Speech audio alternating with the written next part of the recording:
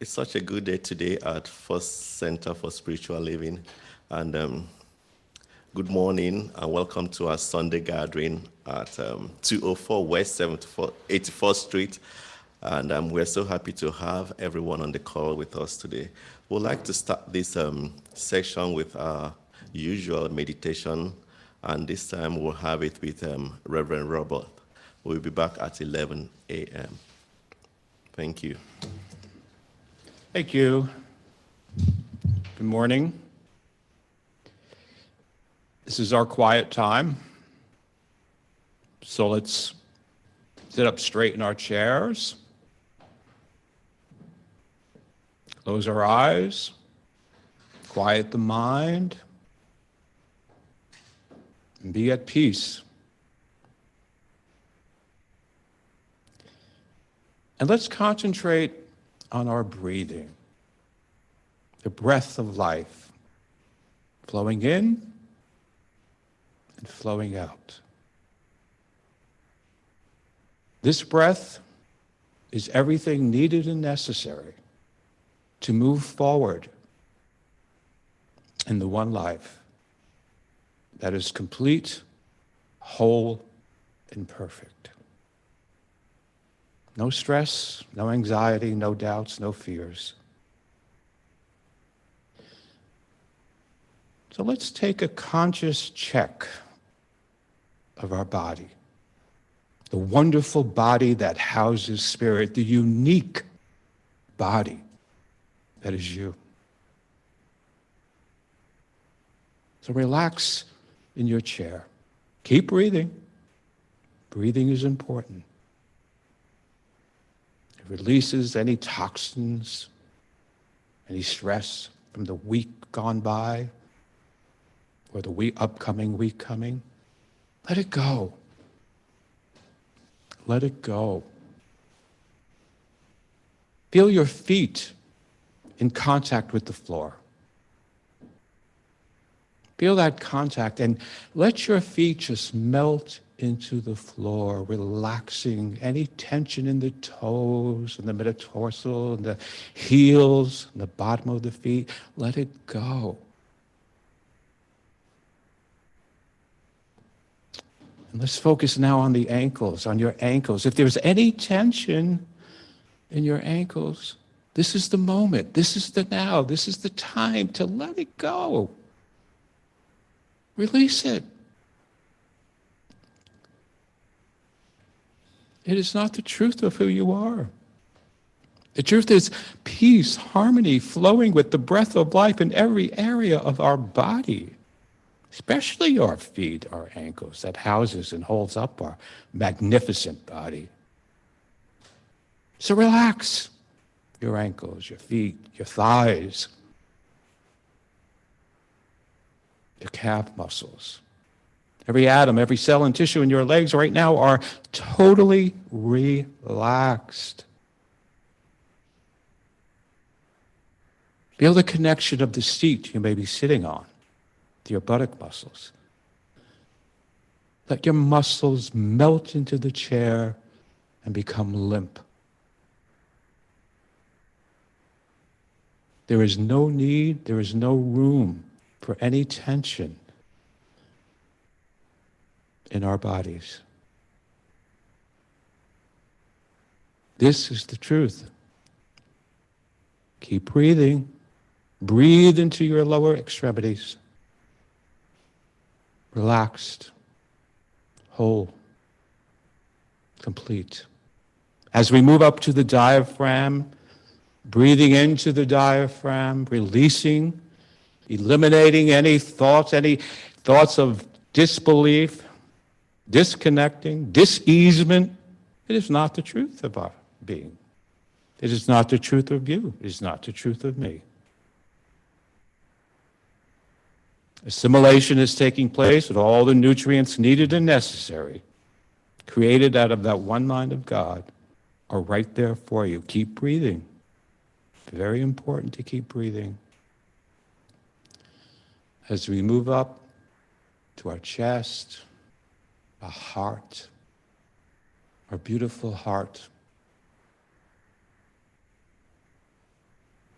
pumping spirit through every vein, every muscle, every tissue of our being.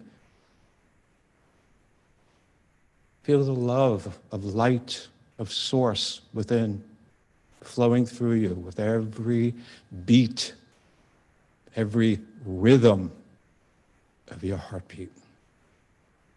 This is love extending from you, as you, to you, giving of this love. This is our truth. This is our purpose, to give of that source of love. You are love. Enjoy the moment. Keep breathing. Breathe in that love as you release it out into the universe and comes back to you tenfold, 100-fold, with loving relationships, loving atmosphere in consciousness. So open your heart, breathe into your heart, and feel the rhythm of the soul inspiring you, exciting you, illuminating you with every breath you take. Now let's bring our conscious awareness to our shoulders. Our shoulders, where we house a lot of tension. So I'm going to ask you to very gently, very quietly, just roll your shoulders back in a very easy movement. Feels good. Bring them forward to your chest. Tighten them up towards your chest. Tighten them more, and let it go. Let your shoulders just drop down to the floor. Let go of that tension. Now I'm going to ask you to rise your shoulders. Bring them up to your ears. Very easy, very gently. There's no pushing. There's no pain. There's just enjoyment as you rise your shoulders to your ears and keep it, and let it go. Let it go down to the floor. Feel the release of the tension that you may have been holding there. Feel how wonderful it feels to just let it go and breathe into that shoulder area. As we turn our attention to our necks, another source of holding tension. So let's just roll our necks to the right, slowly back, as far back as you can go, to the left, stretching, easy, down, your chin down to your chest. Moving to your right, moving to your left, very slowly, breathing in every moment, and just let it go, let the tension go.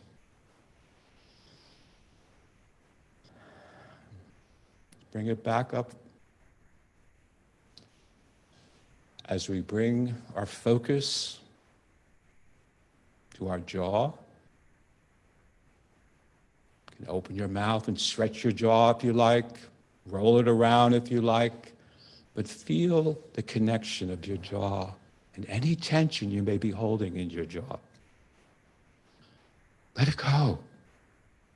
Let it be. Let the breath of life fill that area and release the tension that may be holding you back in speaking, talking, and being.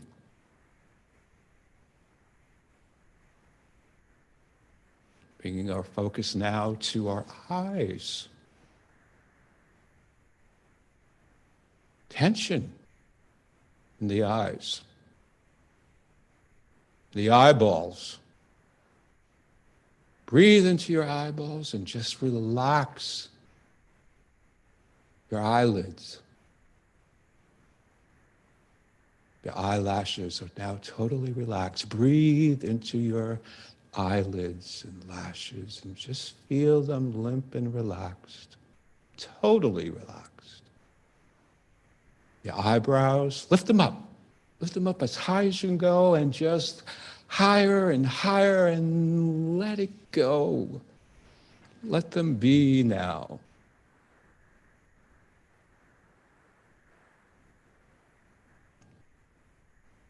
Breathe.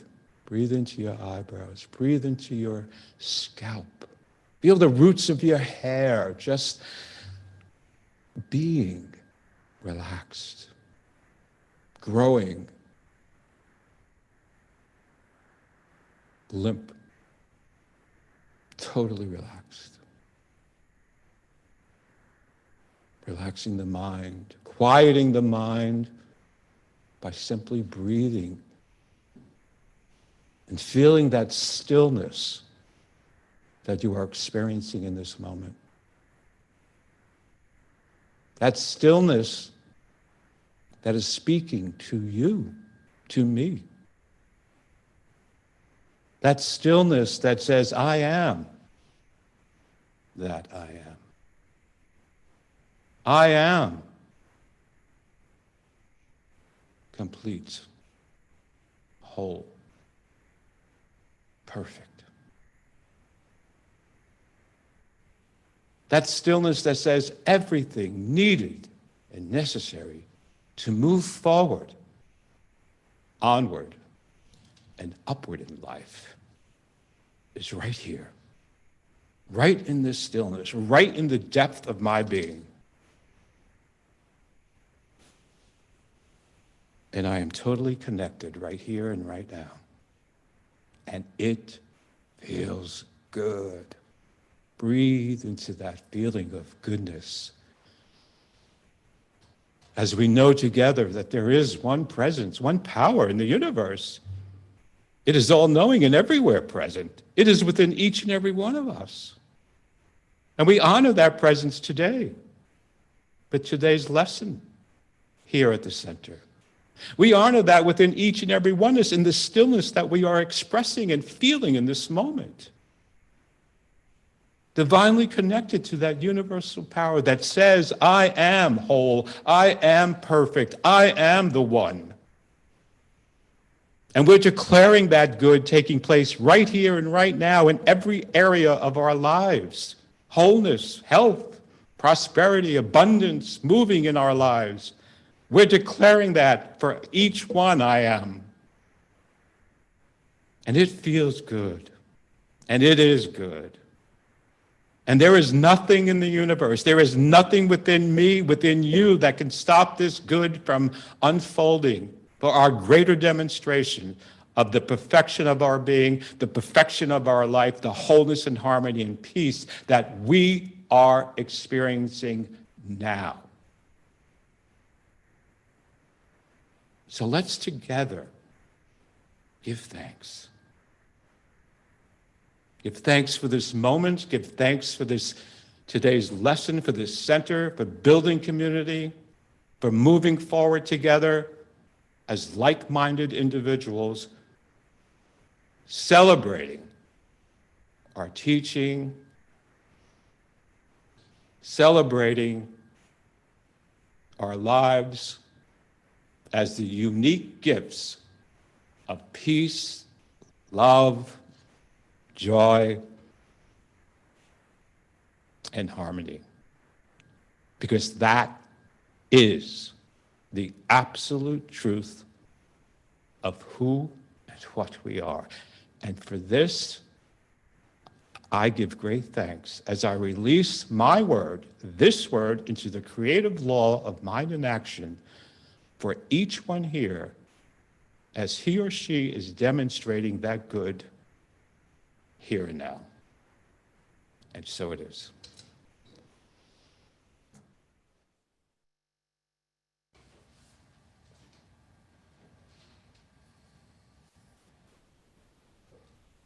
Hello, good morning, and welcome back to our Sunday gathering at First Center for Spiritual Living. We are at 204 West 84th Street, and we're always very happy to have all of you on the call with us, and we are increasing in number with the presence at the center. We want to encourage everyone to begin to come in at the center, and for the community that we've always longed for. And before I start, we'd like to start with an affirmative prayer. There is only one power and presence expressing throughout the universe. This divine presence of love is expressing as me and through me at all times. I am the outlet by which God loves and creates. I am the way and the means by which God experiences and celebrates life.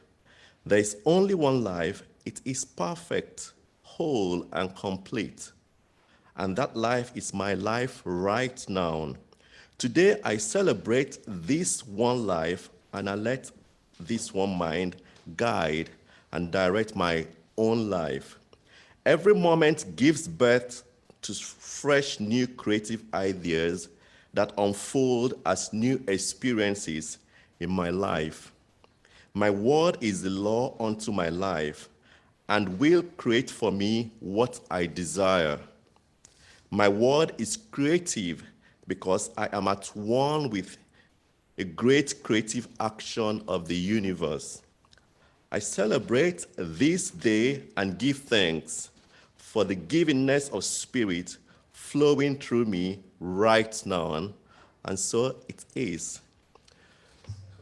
Thank you so much. Thank you, everyone, for being part of our class today.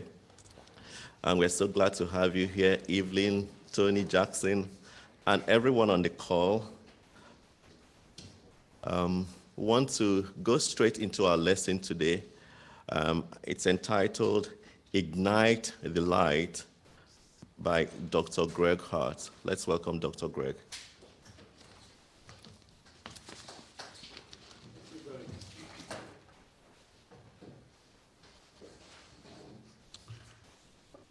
Thank you, Jimmy. Good morning, everybody.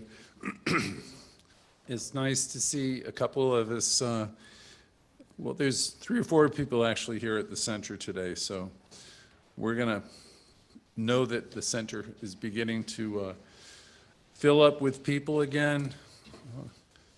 Many people are vaccinated or wearing masks, and we welcome you back. Today's lesson, Ignite the Light. I was looking through lessons that I have done before, and last year I had used a song by Katy Perry, and I believe you remember some of the lyrics. And I think I was doing it around the 4th of July. And so today's title is Ignite the Light, and the lyrics go something like this. You are a firework, truly, and do you know what you're worth, was another question in the song. And sadly, the answer is most people don't know what they're worth, or really who they are. You are unique in all of creation. And you might be saying, who, me? Unique? And I would, because some people have a very low opinion of themselves, but the fact is you are unique in all of life. There's no one else like you. You can be thought of as a firework. You always have been, then and now. You're here to shine and make them go, ooh, ooh, ooh, as the song said. You might remember her song. I know many of you don't fully appreciate or value how great you are as of now. I'm reaching an audience today that God knows can be anywhere because we're on Facebook and Instagram and live and YouTube. So you might be encountering this this message a month from now. And whenever you encounter it, it's the perfect time for you. So everybody comes to lessons like this because they're looking for something, right? Maybe it's more understanding or wisdom, a way to make their life work better. It reminded me of I was at a minister's conference, and there was a funny speaker, and she says, we all want a little bit more And I thought, well, what's the that people are after? And she said, well, if you think about it, people want to be brighter, or they want to be nicer. They always want some more that things will get better. With a little more everything gets better. So in your life, that's what we're always looking for. Maybe we're going to get richer, healthier, wiser. So, or you'll be okay when your partner gets a little bit nicer, kinder. It goes on and on and on. In our teaching, we would say to you, though, those are all false ideas, because you don't get better when you get more of this or that. You're already good. There's no holding you back now except what you're telling yourself. You know what you know, and from the song, you don't have to feel like wasted space or waste of space. You're an original in the world, and you cannot ever be replaced. There's no one like you. If you only knew what the future holds. And then her response was, after a hurricane comes always a rainbow. There's a magnificent corrective principle. This was Ernest Holmes, always there, always wooing you forward. We work always with consciousness, and we work with our own mind. The divine, Ernest Holmes said, must hold us as some part of its perfection, since we are one with it. We fulfill our own destiny as we expand and we grow.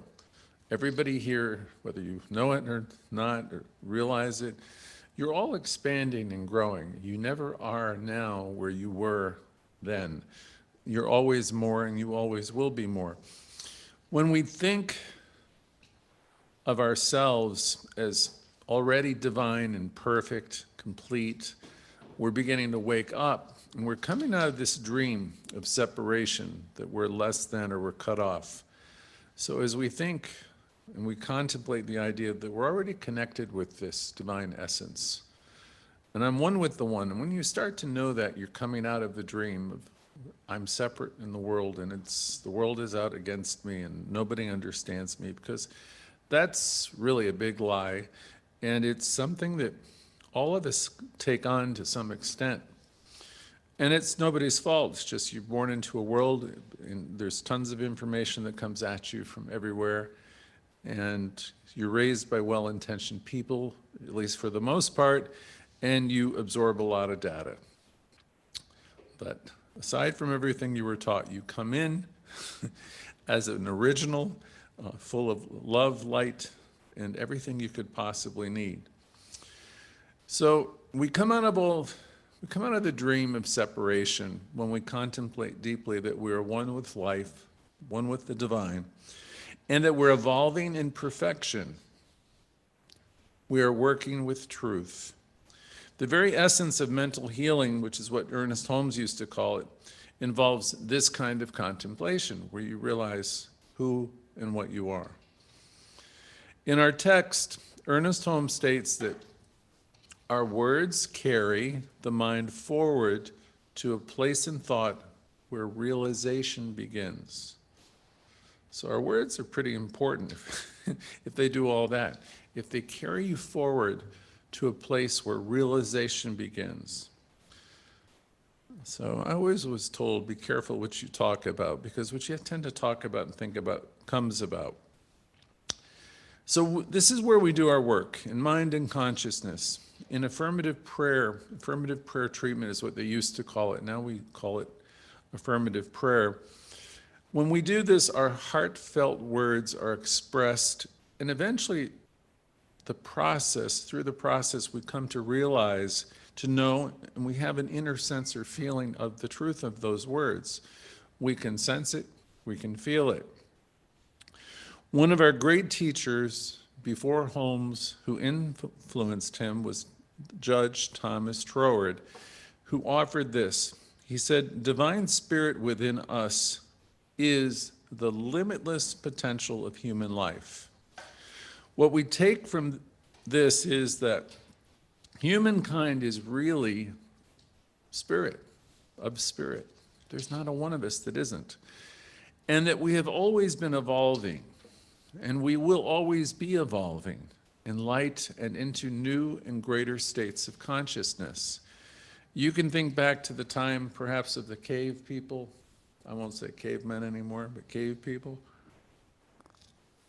You know, we've evolved quite a way since those days, and yet perhaps we haven't evolved as far as we could as you look around at what happens in the world, but we are evolving. You are destined for greatness. We are as a species, and our teaching can show you how to get there. Ernest was the founder, and he was of this teaching. And he was so completely excited about the great explosion of new thought that was about to happen in the world. So he was here through the 60s, and he was really excited about what's happening in the world. And, you know, the work isn't over yet. It's not over in me, and I don't imagine it's over in most of you, but it's beginning to be seen and felt more in the world. I'm reminded always, they used to say to me when I was learning, there's nothing new about new thought. They used to say of Ralph Waldo Emerson, a few from every age will discover him. So the thing about new thought is, though it is for everyone, not everyone understands it, not everyone is willing to embrace it, not everyone is willing to take responsibility for their life. But, you know, we're focused primarily on waking up ourselves, and as you light the light that's within yourself, you'll be lighting the lights, or being a catalyst for lighting the lights for many others in your life. Life moves forward by means of each of us here and listening on our call. It still is a fact, though, that much of the world could be thought of as being asleep. But the good news is there's more and more, larger numbers of us awakening. And if there's a trick or a challenge, the challenge is to stay awake, or stay awake longer. I know I don't stay awake all the time, meaning I'm pretty good. I've been practicing it a long time, but boy, I have my moments, and then it all goes right out the window. I don't know if anybody else can relate to that, but it seems to be the way it works for a lot of us. What I've observed in this and other pursuits in my 5 decades or so, you know, working with this material, and other material that's similar, is you learn to stay plugged in to, say, our classes, our gatherings, our Sunday morning presentations. As you learn to stay plugged in, you will be continually reminded of the genius and the greatness that is operating in you and through you. I'm certain if you're hearing these words for the first time, that they're meant to, or the second time, or, you know, if this is not your first time, however it is that got you here, what you're hearing is meant to be a catalyst for you. So I want to welcome people today who are here from YouTube and Instagram and Facebook and all the different platforms that you're finding us on now. And you may be finding us a month or 6 weeks from now, and that's fine too. There's no coincidence that you're here or that you're listening. If you're listening, I'd like you to get a hold of Jimmy here or one of us and send us a message and say, I want to be on your Zoom call, because if you're able to do that, then you're able to interact with us and form our community. You can become a member if you'd like. We're doing important work here, and the important work might be for you to help lift you up into a different place in consciousness. And this center represents an important idea as we preserve and advance the teaching and make it available for the generation that follows us. So this is something we're embarked on that's bigger than us, and it's worthy of everyone's support. So just send us a message, and we will invite you into the call. So I'm glad you're hearing us, wherever you're hearing us, and join us in our Zoom calls that meet every Thursday and Sunday. And we'll have other activities going on too. So send us your information. We can keep you informed. Today, right now, is the perfect time, perfect place, and there's something in this message, somehow, for everyone here who's listening. I know that to be true. That's the way it works.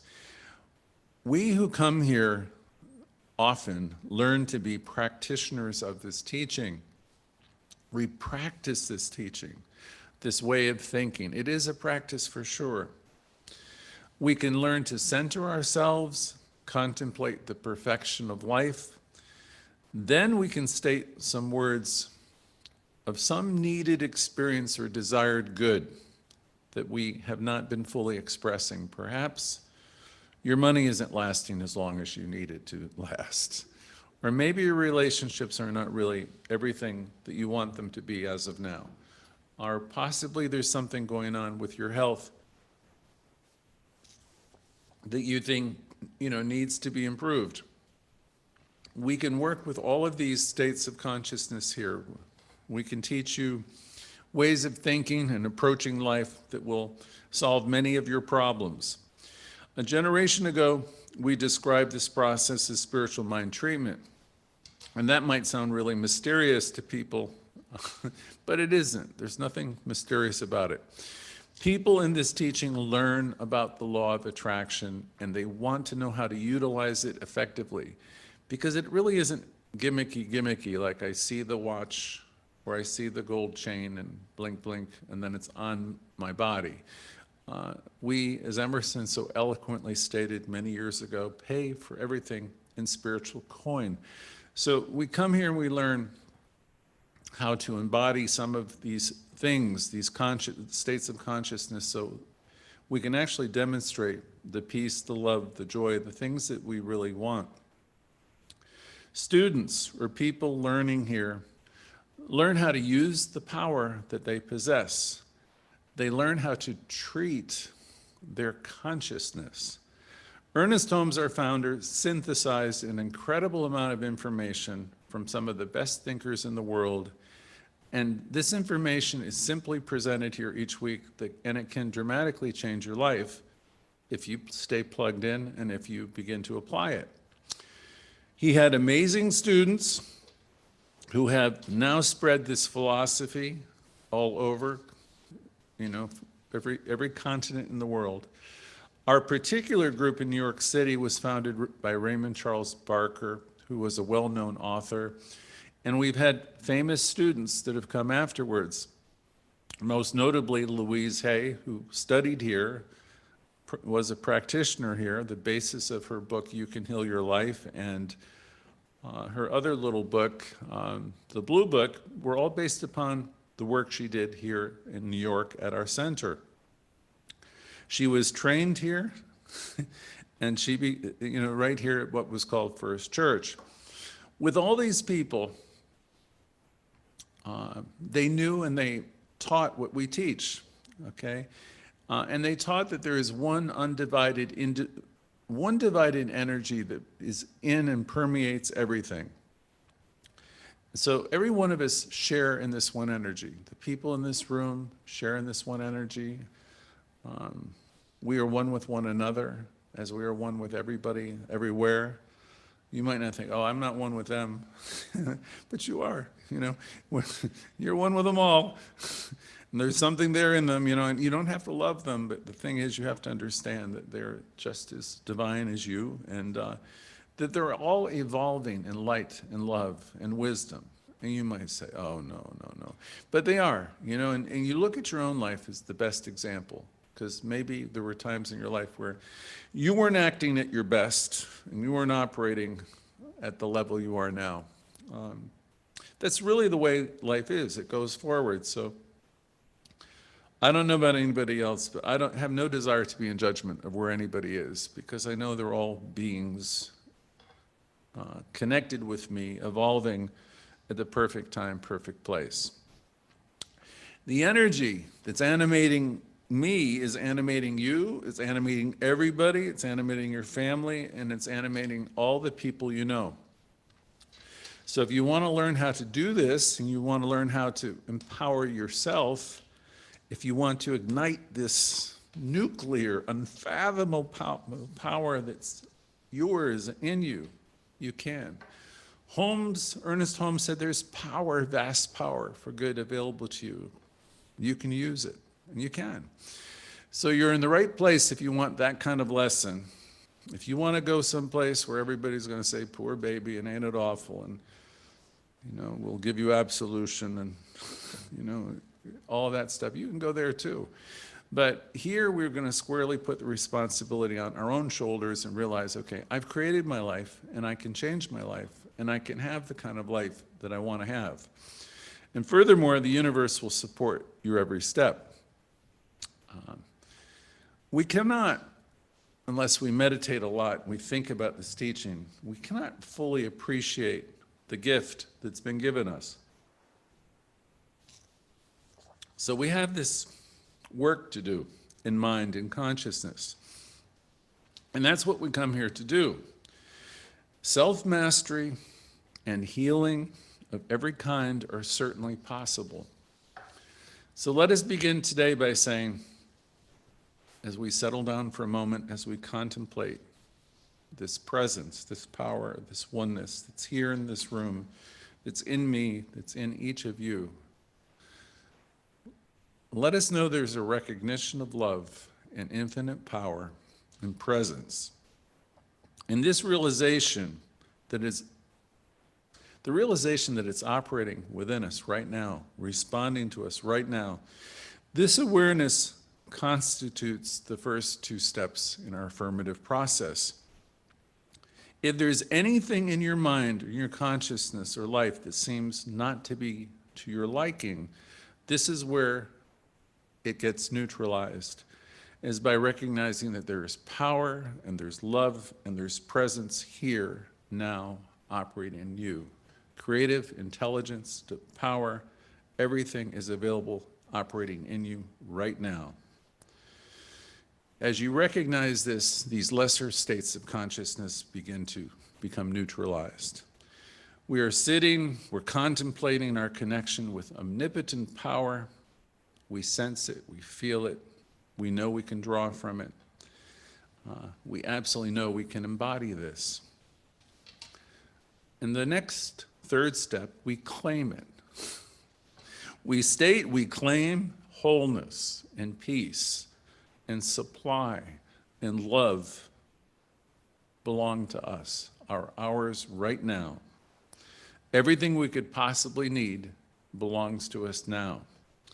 And after we've made our powerful, heartfelt declaration, we pause, because we're having a shift and we're knowing the truth of our words. And we let our words go and we allow Spirit to do its work. Our consciousness, our realization, our word creates a mold, while Spirit does the work, creates. The thought spoken is a mold, goes into a mold. Our conviction and faith is the molten substance which pours this into the mold. One is not complete without the other. It needs you. The universe cannot go forward unless it has you, right?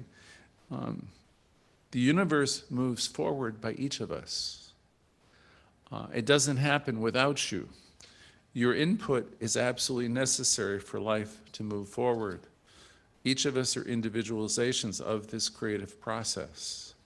That's how important you are to life itself. You are important, all of us are. No one can do exactly what you can do by being you. You want to be authentic, you want to be a thinker, you want to express life, because you're here as an individualization of this life, uniquely here to share your gifts. Your thoughts are always being acted upon by Spirit. Ernest Holmes said often, people make the mistake of using just one of these states of consciousness, right? Like positive thinking or something. Thinking positive thoughts are really good. It's good, but it won't take you all the way. That's like affirmations on your mirror. I love myself the way I am. I'm beautiful. I'm loving. All of that is true, could be true, right? If you do what? You have to bring them into your being. If you have the faith and know the truth of those words, and you dynamically bring them into your consciousness, you will start to produce results. Life is giving you and me, thankfully, new opportunities every single day, sometimes every hour, to think in a new way, constructively and engage, and to cancel things out that are untrue and replace them with ideas that are. The question used to be asked of me when I was younger, do you learn through inspiration or do you learn through desperation?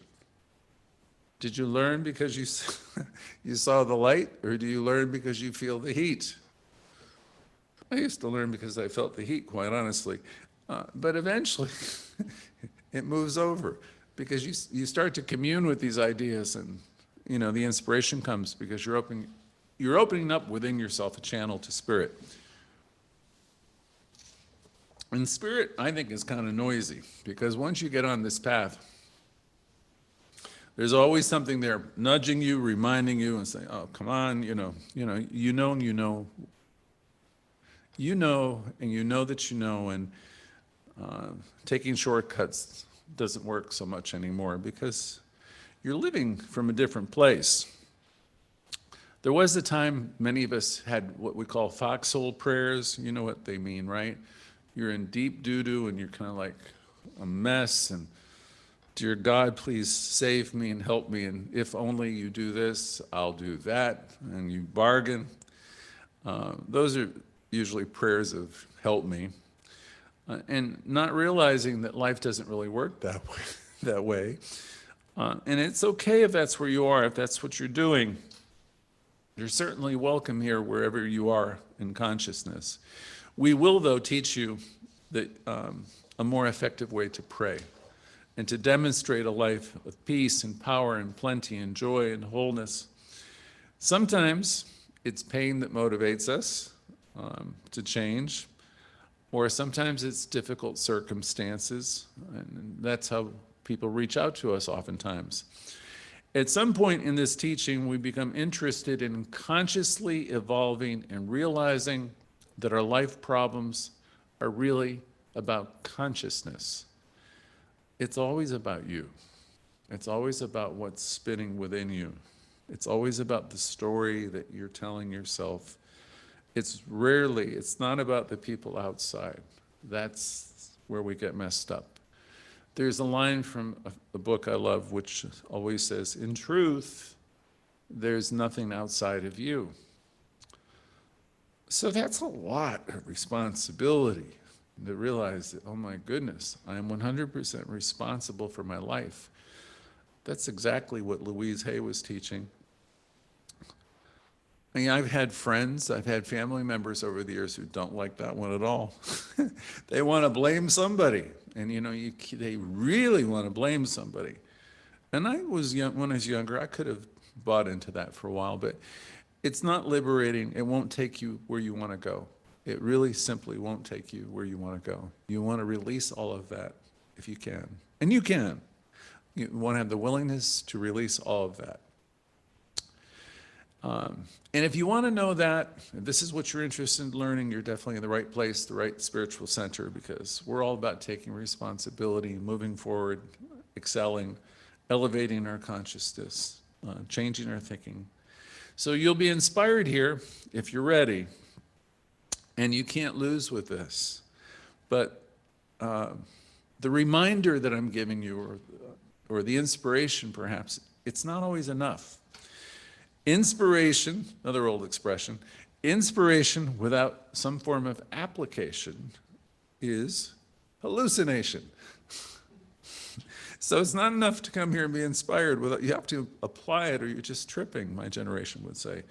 So let's hurry up and get busy and ignite the light. That's today's talk. Ignite the light that's within you.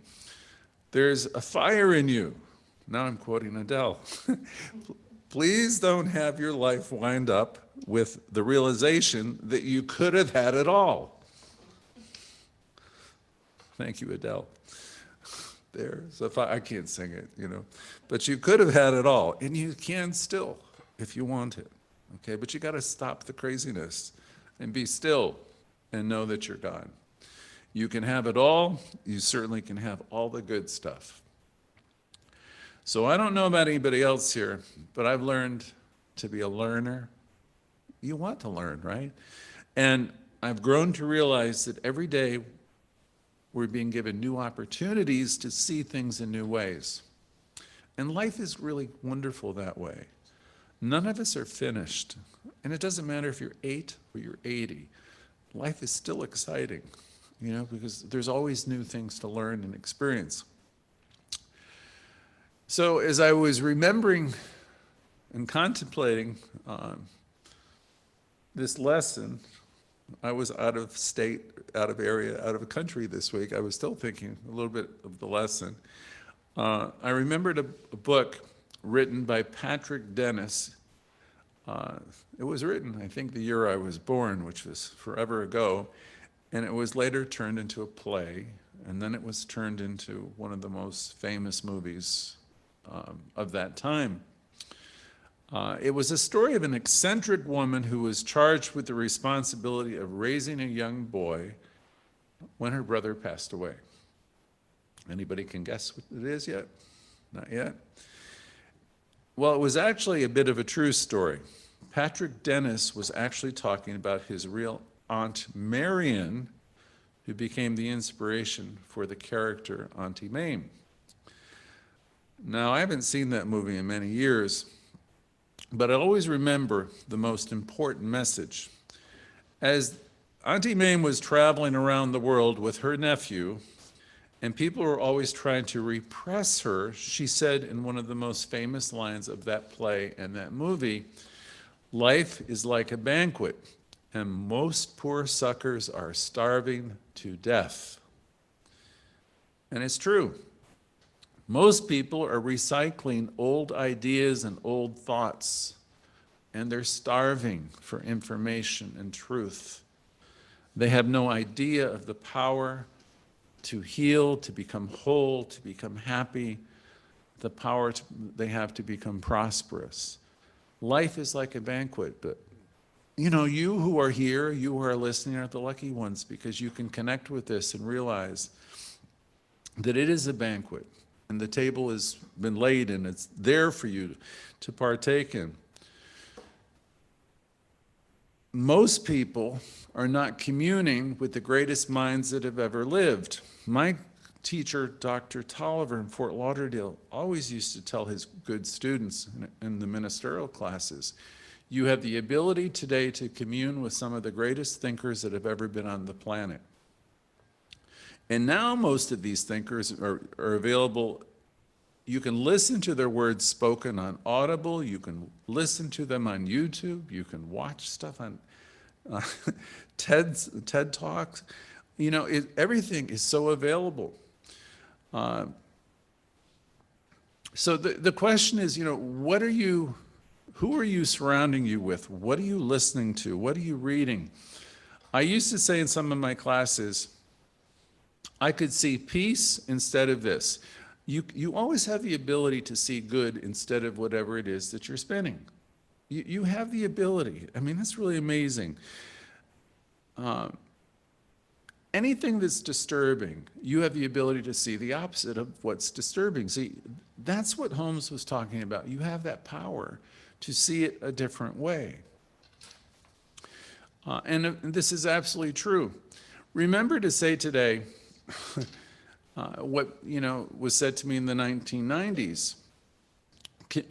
Or remember to begin and say, I can be communing with greater minds and greater ideas.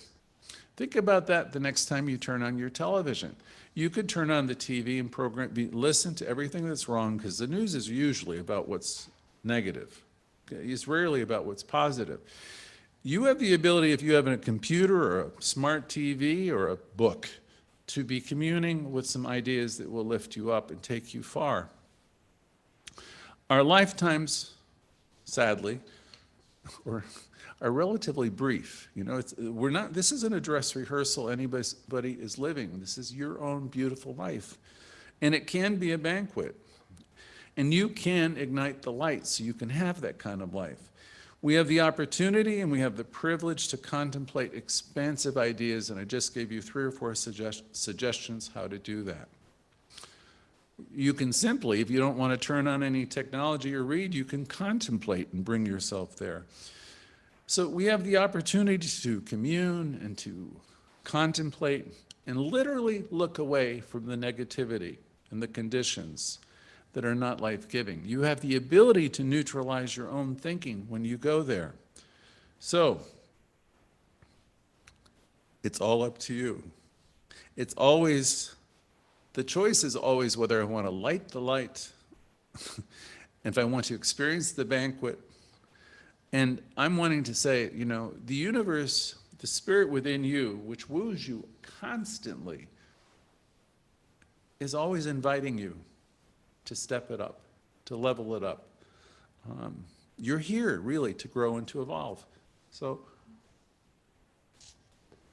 I hope everybody who's listening has a sense that all of life is here, supporting you, nudging you forward, waiting for your elevated and expansive thinking. You have been evolving all the time anyway, and you will continue to evolve. So the kingdom, the beauty, the glory is always at hand. Everything good is here, waiting for your discovery. Today, I would like you to consider raising the curtain and embrace who you have come here to be. And let's do a quick exercise, maybe to help get some of you there. So today, I'm asking you to be a little bit introspective and to contemplate a few questions that only you need to answer to yourself. The first would be thinking about my life, my relationships, how it's been for me lately. What is it that I can release? Think about that. What can I possibly release? Or what habit that seems to defeat me could I think about releasing?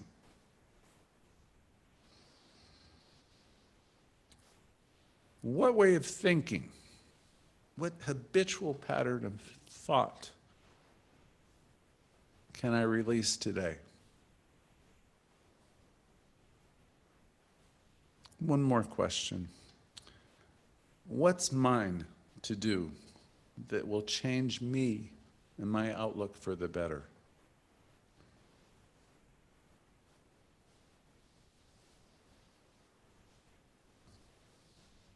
Remember, it's important to get this kind of stuff out of the way, because you can have it all. And these are the very things that are preventing you from having it all. Everything that is good. Now, whatever just came up for some of you, or will in the months to come as you hear this presentation, please be resolved to consider letting go and embracing the bigger idea, the more expansive idea. We are always in the business of trading the old concepts, old ideas that don't work well or don't work to our advantage for the more expansive ones that will truly liberate us. Sometimes it takes time, sometimes it takes years, but it can also happen in an instant.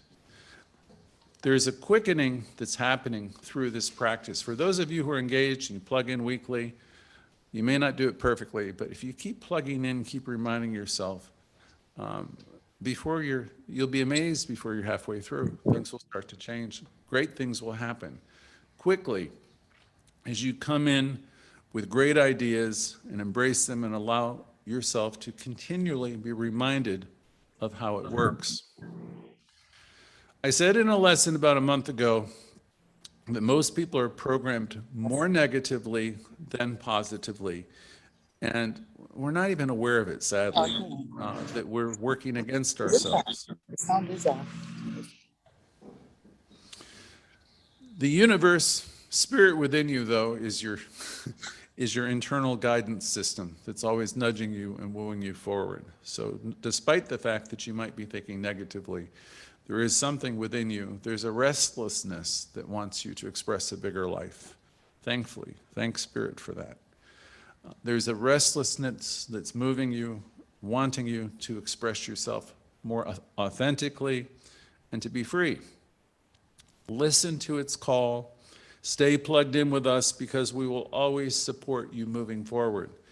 This teaching suggests that suffering is not God ordained. It truly isn't. Remember, it's supposed to be a banquet, something that's full and pleasant. Emerson always said the finite alone suffers. Okay, Spirit isn't suffering. Spirit doesn't have its will for you to suffer. When you're suffering, you're in resistance to the good that's really already here for you. So maybe the time is now, undoubtedly the time is now to let go of the things that are holding you back. Let us today be resolved to light the light. Let's elevate our consciousness. Let's communicate with some great thoughts and thinkers. Let us look away from negativity at all, wherever it shows up. That's the essence of spiritual mind treatment. The time, the art, the method of ridding that negativity from you so you can perceive the presence and understand the presence. Let's keep remembering who we are, spiritual beings. Let's keep remembering. Stop forgetting, remembering. That's the lyric to that song, remembering and forgetting. It's the game we play. Stay plugged in and keep remembering. Let's keep doing the important work that we're here to do. You are here to express your own authentic self as only you can do in the world. Life is always about green lights and self-discovery. You are meant to shine and you're meant to express. And for the few of you listening who are not ready, I can ask you, how's it working for you? Or have you lost enough yet? That used to be a question I used to hate when people used to say to me, have you lost enough yet? How's it working out doing it your way? Hanging on to any resentment, judgment, will not allow you to move forward. It's, life is about celebrating. If you're feeling sorry for yourself, stop it. Step out of it. Tell yourself that you're brilliant and wonderful. Begin to believe it. Because all that stuff, that other stuff, I ask you again, how is it working for you? I know there are people who aren't unhappy and are in miserable places. I'm here to remind you today that you can step out of any of these states of consciousness, beginning now, beginning today. And every single one of you can join in with this teaching. You make a beginning here. You can call us. We have practitioners. We have people who can help you. Or you can come hang out with us. We're open now at the center 5 days a week. I know most of you want to have an empowered life, and I realize you want to elevate your thinking and your consciousness. If you keep holding on to notions of the past or what it used to be like, and you're lamenting some love that's past and gone, or how things have happened to you that have hurt you, if you keep doing this, you're not going to be able to enjoy the present or see the good that's in the present. Ernest Holmes suggests that we use both our conscious minds and our unconscious minds. We're here to embrace new and greater ideas and at the same time notice what doesn't seem to be working with a goal to neutralize what isn't true and dismiss it. Release old ideas that are not life-giving and begin to affirm ideas of truth and work with them until we arrive at a place in mind where we have a shift, a realization, and an acceptance of these ideas. A question came up in class about taking the reins. You think of the stagecoach, you're taking the reins and living your life. And I thought about that a lot. We are here to evolve, every single one of us. Life itself needs us to evolve and grow. We are one with life, and life goes forward. by means of every single one of us. We're doing really important work at this center, the first center in New York. More important than most people know who just tune in. I mean, we're working every week with an integral model of growth. We're reinventing ourselves to be, we have really an important message to deliver to the world, and we enjoy your support and love to have you join in with us. And as you do, you help yourself, and you also are part of bringing this great teaching into the world where many still are, beggars at the banquet, not realizing the gifts that they possess.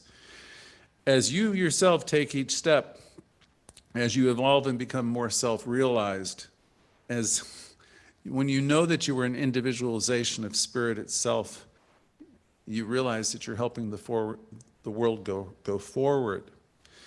We are one step forward, and as we take one step forward, we're taking one step forward for everyone. No step, in that sense, is a small step.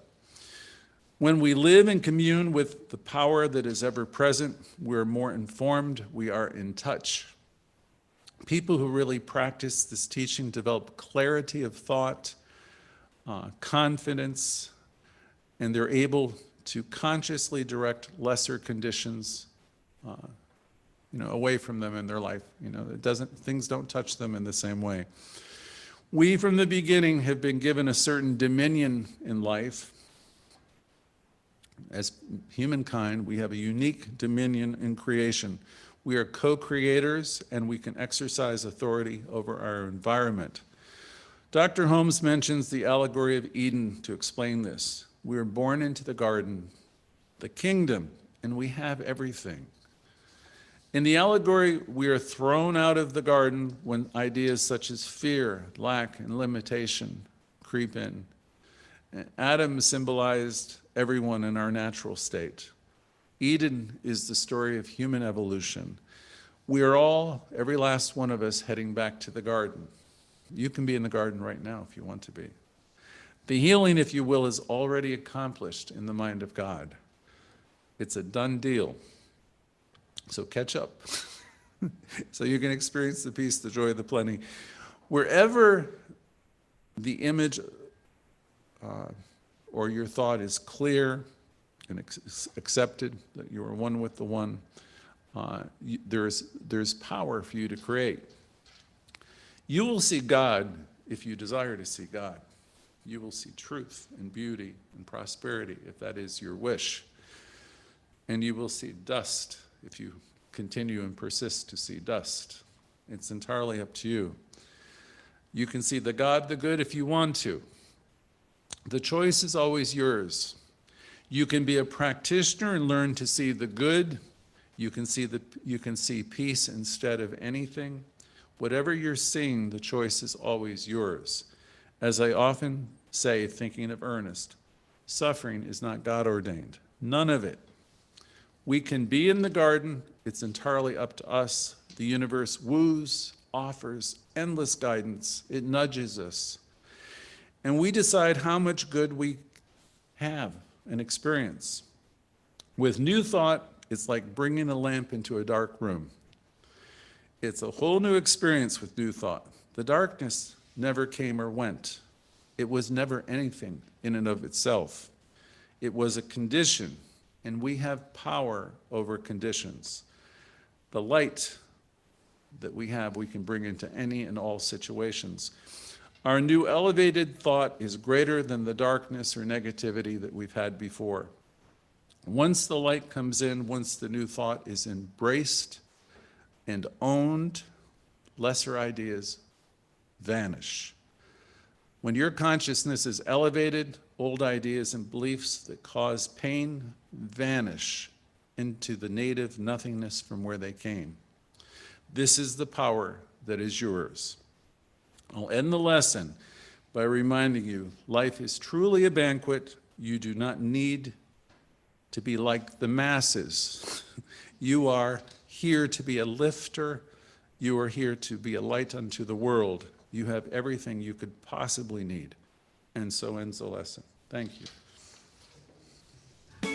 Develop a prosperous mentality. It's not that hard to do. You just begin and you keep beginning, you correct yourself where you find yourself in any thinking or thoughts of limitation, and just say, no, I release the need for this. This is not true of me. It's not true of life. Each one of us is heir to all that is and all the world has to offer. See, if you find in your life, things are being denied to you, that's not because the universe is saying no to you. At this point, you might want to look at some of your own thinking, because it is your very thoughts and thinking that are producing your life. We know that there is but one power and substance in the universe, this divine spiritual energy or activity. It is the energy of the universe appearing as one. We use in our classes 3 words: omnipotence, omnipresence, and omnipotence. This energy, this power, it's total. It's unlimited power, it's unlimited intelligence, and it's unlimited presence. Everything in life is imbued with it, all the power, all the intelligence. You know, all you have to eventually do is wake up to the fact that you are supplied and supported in every conceivable way. And then life gets a little bit easier. This divine energy is the essence of everything, and from which everything comes forth. And since this divine supply is infinite and eternal, it is forever around and within each of us, always. We were created out of it. We live in this infinite life stuff, and we can never escape it. It is the divine, in fact, that is within us. As we work this teaching, we become aware of this, and we realize we are increasingly living in consciousness. My life is a reflection of consciousness, plain and simple. And I want you to all consider that for yourselves and say to yourself or think, my life is a reflection of my consciousness. It's not about my girlfriend, boyfriend, my boss. It's not about any of that. Now, all of that may have contributed to where you are today with your belief system, but you are not held, nothing's holding you back ever, except for what you are continually recycling in terms of your thinking. You know, somehow, some way, you're going to get through this. We have power, and power is available to us that we oftentimes don't use. So we can marshal a lot of healing power by virtue of our consciousness.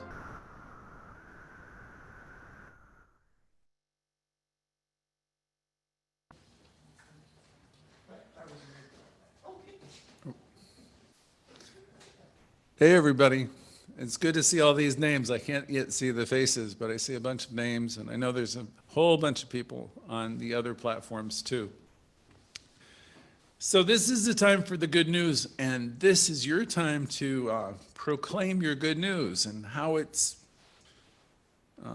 is being you. You know, what demonstrations you have been having this week. And I think Celia, surprisingly, is going to be first. Hi, Celia. Hi. Thank you for the lesson today. You're welcome. Thank you, Celia. Anything else? I'm making progress, and I'm grateful for it. One step at a time. Okay, that's great. One step at a time, one day at a time, 1 hour at a time. Okay, let's move to Catherine, who's somewhere in the Midwest now, I'm sure. And possibly with Seth. Hi, Kat. Oh, wait.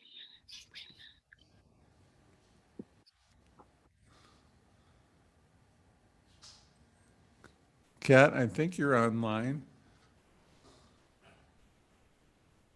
I'm being told no. So we'll come back to Kat, and right now we're going to move over to Linda. Hi, Linda. Hi, Greg. How are you today? I loved the talk. Loved the talk. I really appreciate, amongst many things, I took notes here. I tried to take notes of everything, but I'll have to go back and listen again. One of the things that I wanted to just thank you for was you were sharing that every once in a while it all goes out the window, and all that and I really appreciated hearing that because I feel like I'm facing some very difficult challenges in my life, and I just find myself doing that suffering thing and feeling like I should just give up. And that is when everything that I know goes out the window. So I have to remind myself of that. And it is really important to be part of a community and be amongst like-minded people so that we can, we have that support of not just knowing the teachings, but continuing to use them and refine them and get more ideas. Thank you. Thank you. Thank you. Well, thank you, thank you. Always good to have you with us. I appreciate you, okay? I'm going to go to Shane now, I believe, who's next on the roster. Hi, Shane. Hey, Dr. Greg. Hey. Thank you for such a wonderful class. I tapped in a bit late today, but I'm looking forward to rewatching some of the part I missed. This week has been awesome. I went back to the gym and working off those Corona carbs, so there's more energy and just feeling very grateful for the process. Perfect place, perfect time, and just being patient. So, and I loved today's video. That was pretty cool. Very good. Very inspiring. Thank you. All right, let's move to Shirley Reed.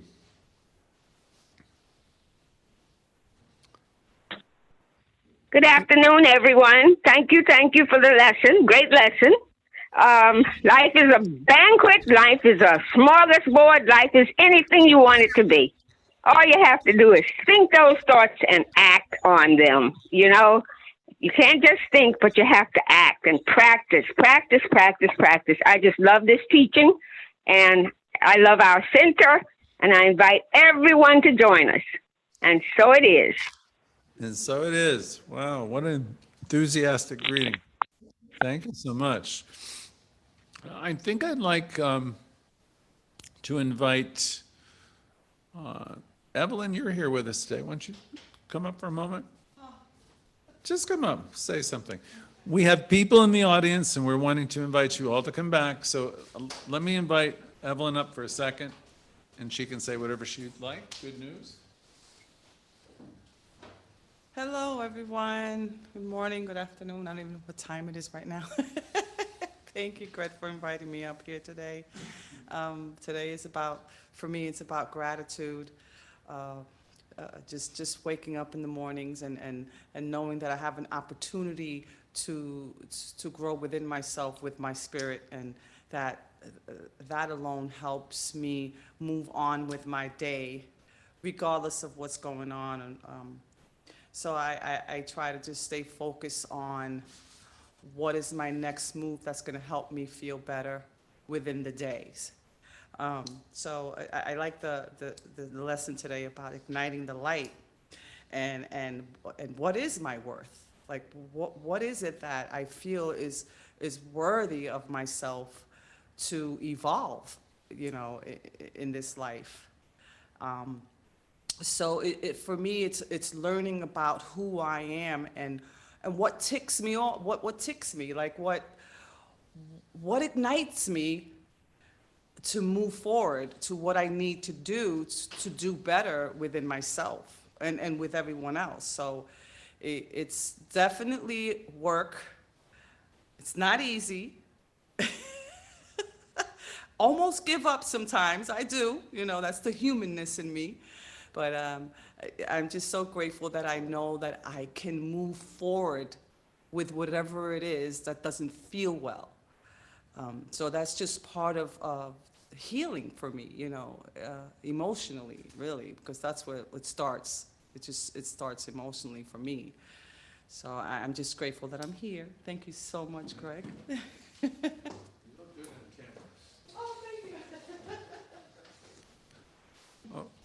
Thank you so much. And today I have one of my most esteemed colleagues here, Mr. Anthony, Tony, Alan, Jackson, who's got some good news to share, I'm sure. He always does. Okay. Hello, everyone. It's a pleasure to be here. I'll take from your lessons a couple of things. Plug in and apply. Well, I am plugged in, and because I look forward to the classes on Sundays as well as Thursdays. So much so that I'm kind of like planning in advance to get here. So, but the lesson today was very important. Individualization of spirit. Wow, that's a big one. I am, and we are. So I'll just leave it there. I'm learning. I'm growing.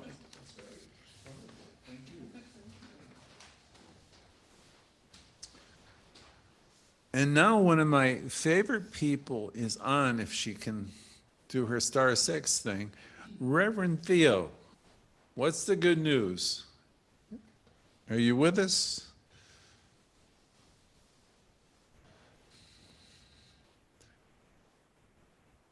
Reverend Theo, you'd be pressing star 6 to join us.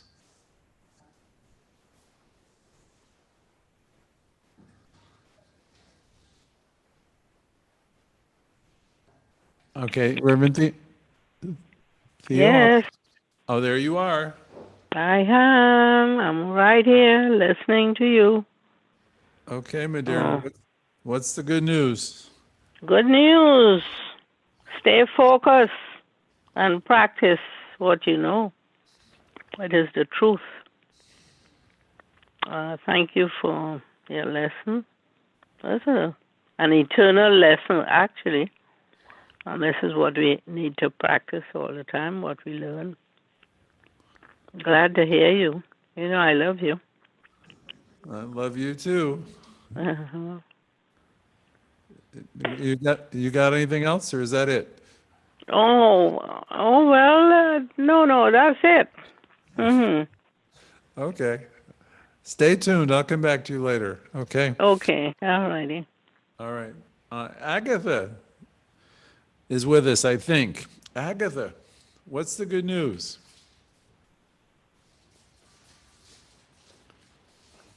Good afternoon. Hi, Agatha. No, thank you, Reverend, for reminding me that the light never goes out. I just have to keep fanning it. You know how you fan that little light with all the teaching and all that I've learned. And I am the light, and the light is within me. So thank you for reminding me of all with your wonderful teaching, which is practice, practice, practice. Thank you so much. Agatha, it's always wonderful to hear you. Thank you for being with us today.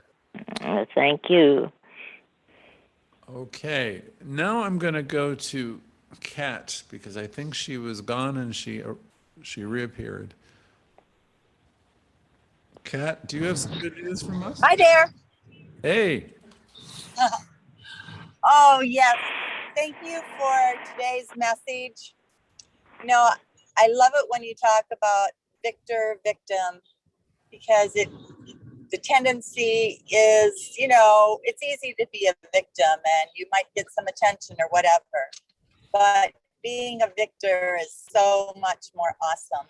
And, you know, I just release all that victim and that blame and anger. And I enjoy being a victor. So thank you so much. I appreciate you. And love to everyone else. Thanks, Kat. Great to hear from you. Love to you. Is Seth with you? Would he like to share? Yes. Yeah. Hi, Greg. Hey, Seth. Everything is great in Minnesota. It's just gorgeous farm country here. You can sense spirit everywhere, and the birds and the corn is starting to come up in the fields. It's just magnificently beautiful.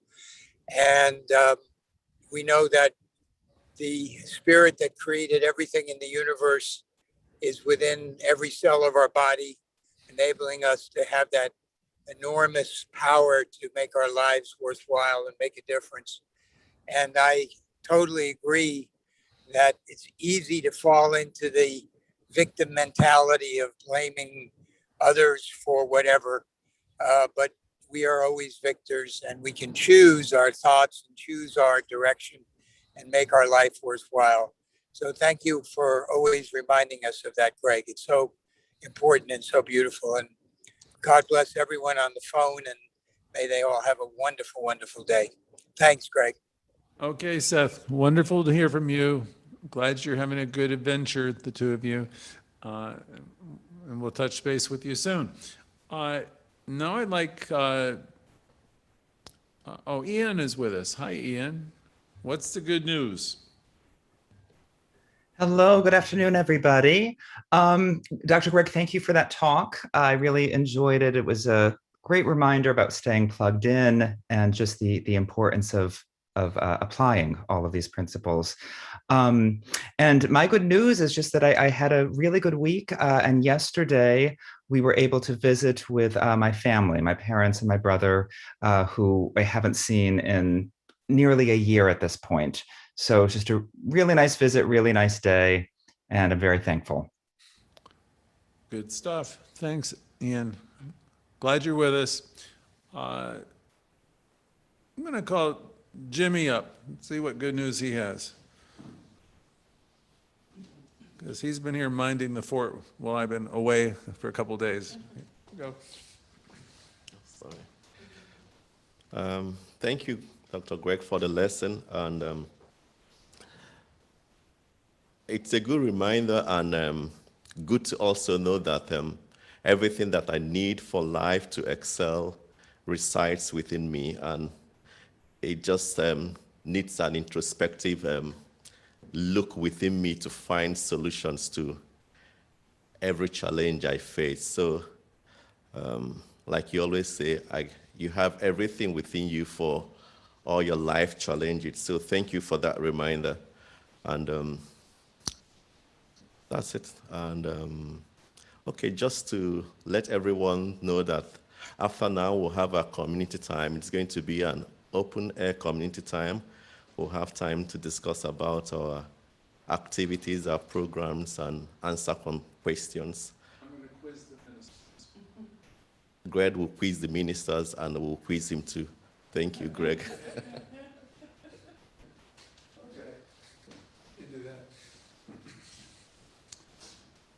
Yes, our second section, because we really didn't have a volunteer for the community section, is we're going to be quizzing the ministers, Reverend Judith and Reverend Theo and Agatha also. So stay tuned for that. But right now, Christopher's on the call. So Christopher, do you have any good news?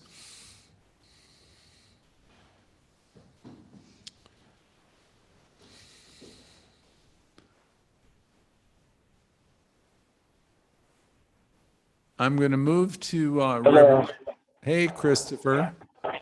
Hey, how you doing, everybody? Yeah. Doing well. Nice to have you with us.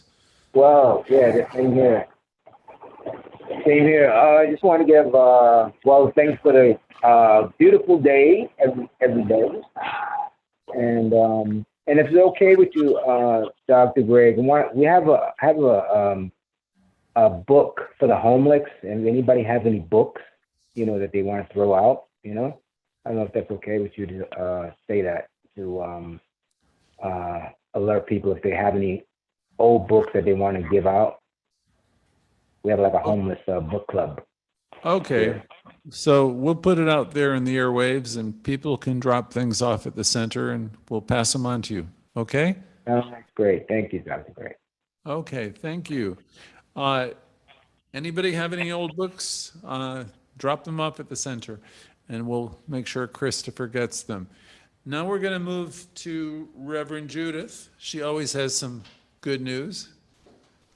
And I'm sitting here wondering, when are you going to get to me? So I can tell you my good news. I'm here in New Jersey with my wonderful sister, Pat. So thank you for the lesson, of course, always.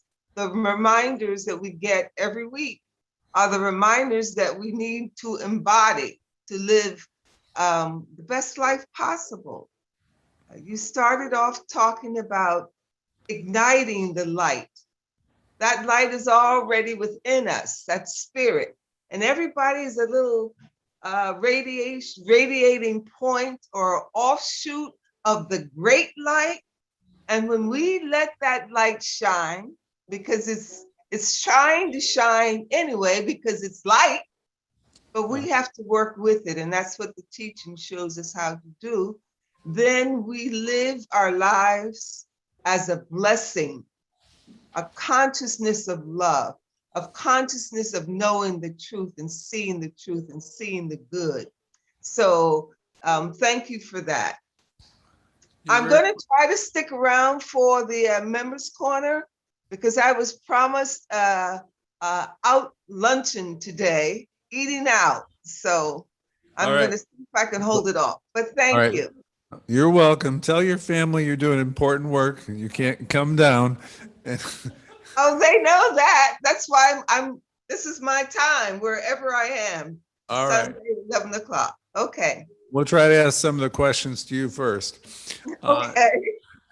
Is there anybody else on the call that I've overlooked or we've... Okay, everybody who wants to speak has spoken.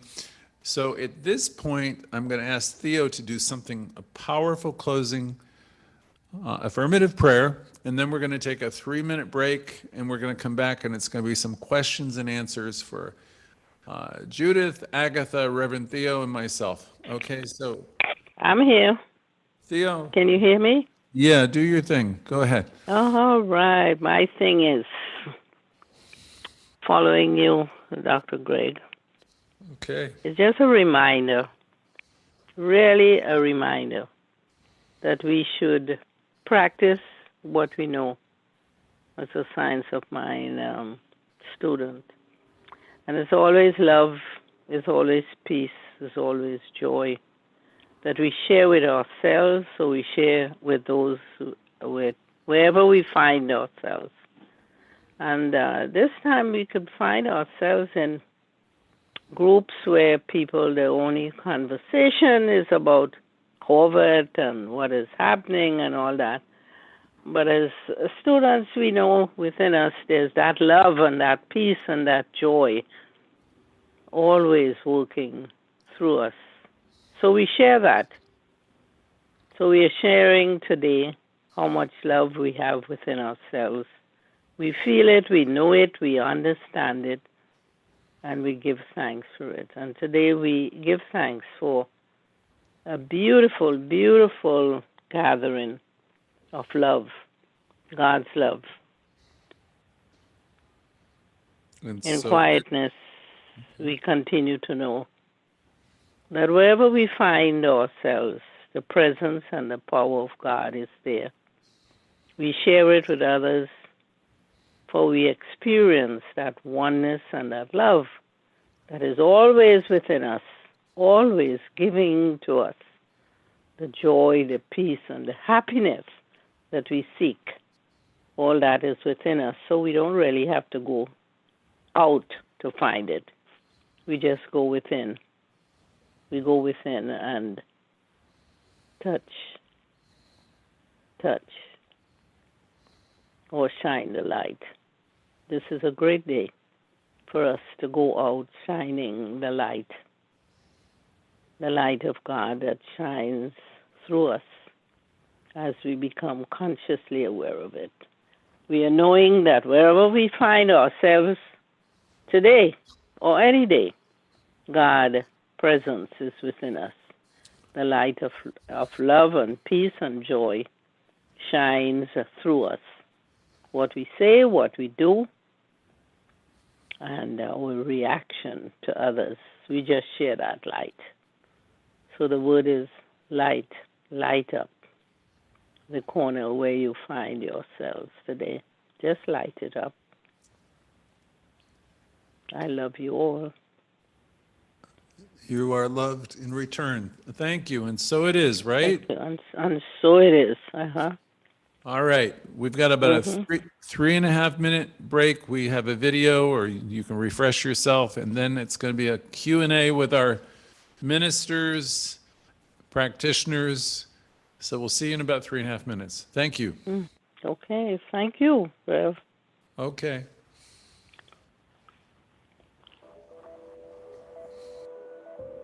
Where do you begin to heal?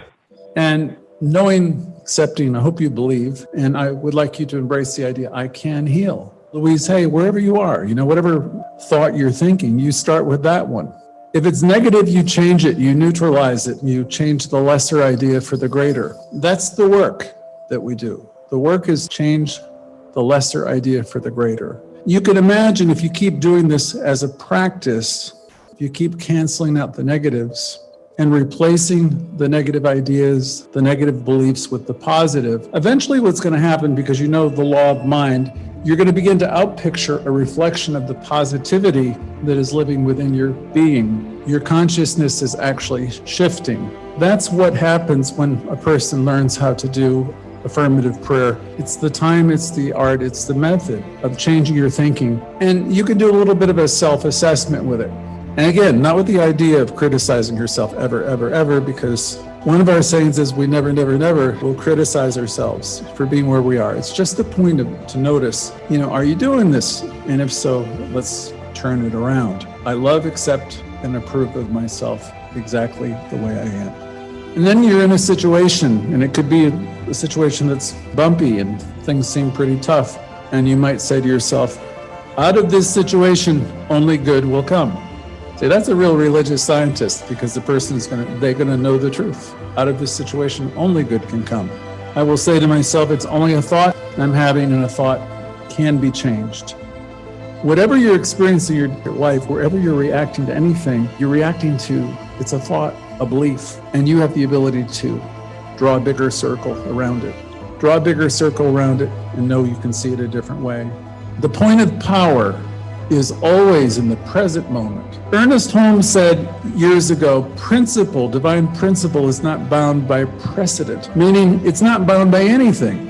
If you have the ability to be in a new moment with a new thought, my God, you can open up a world of good. Everything's possible and probable when you're in a new moment where you can drop the story. When Ernest Holmes said, there's power, infinite power, there's not a spot where this power is not. It's a presence, it's never an absence. So there is this power that responds to us endlessly and always. And why the hell would I want to carry all this garbage with me? Because that garbage is going to prevent me from being in this new, glorious, perfect moment, which is full of possibilities. It's like endlessly full of potential.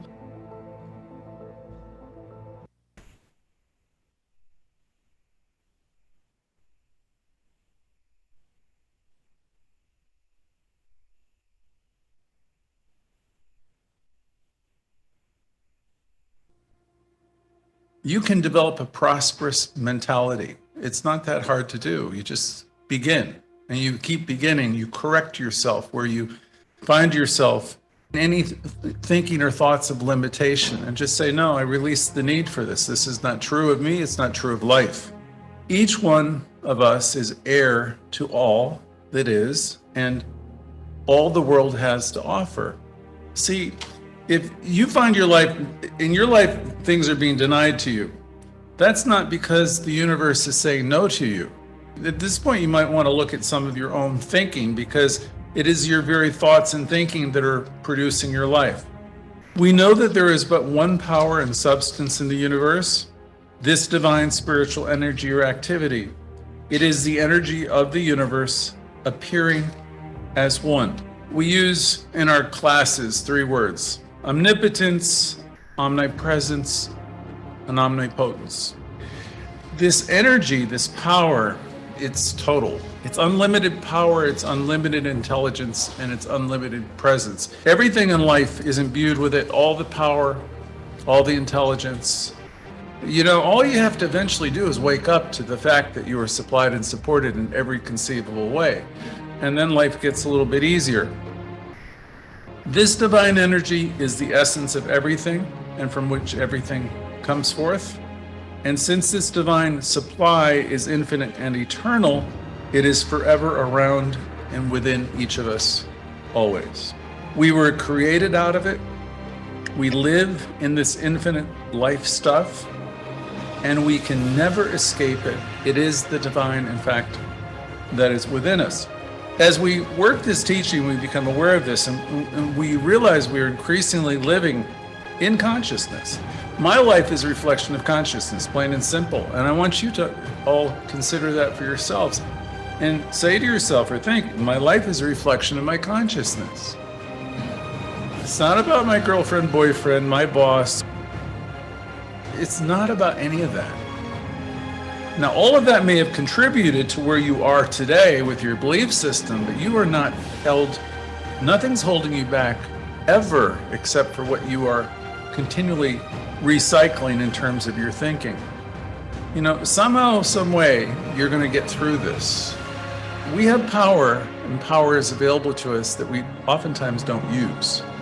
So we can marshal a lot of healing power by virtue of our consciousness.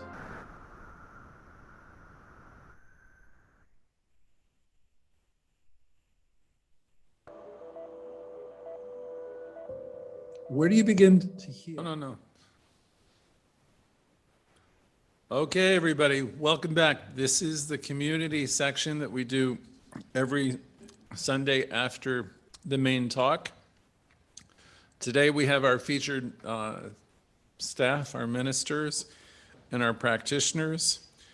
And we're going to talk about the gifts of the teaching today. And I want to start first, if I can find her on the call, with Agatha. And Agatha, and then I'll go to Judith. Agatha, we have new people on the call and people that will be listening to us afterwards. Would you like to share with us what you think the gifts of our teaching have been in your life? I always tell people the science of mind is the greatest gift I have got. I tell my friends, if I were a millionaire today and I didn't have this teaching or I didn't come into science of mind, that $1 million would be nothing to me. So I learned that life is consciousness. And I thank Science of Mind for teaching me that life is consciousness. And you can want something, you can dream something, but if it's not yours of right of your consciousness, you're not going to get it. So today I am where I am, and I'm very thankful with no regrets. Life is consciousness, and where I am, I'm in the right place.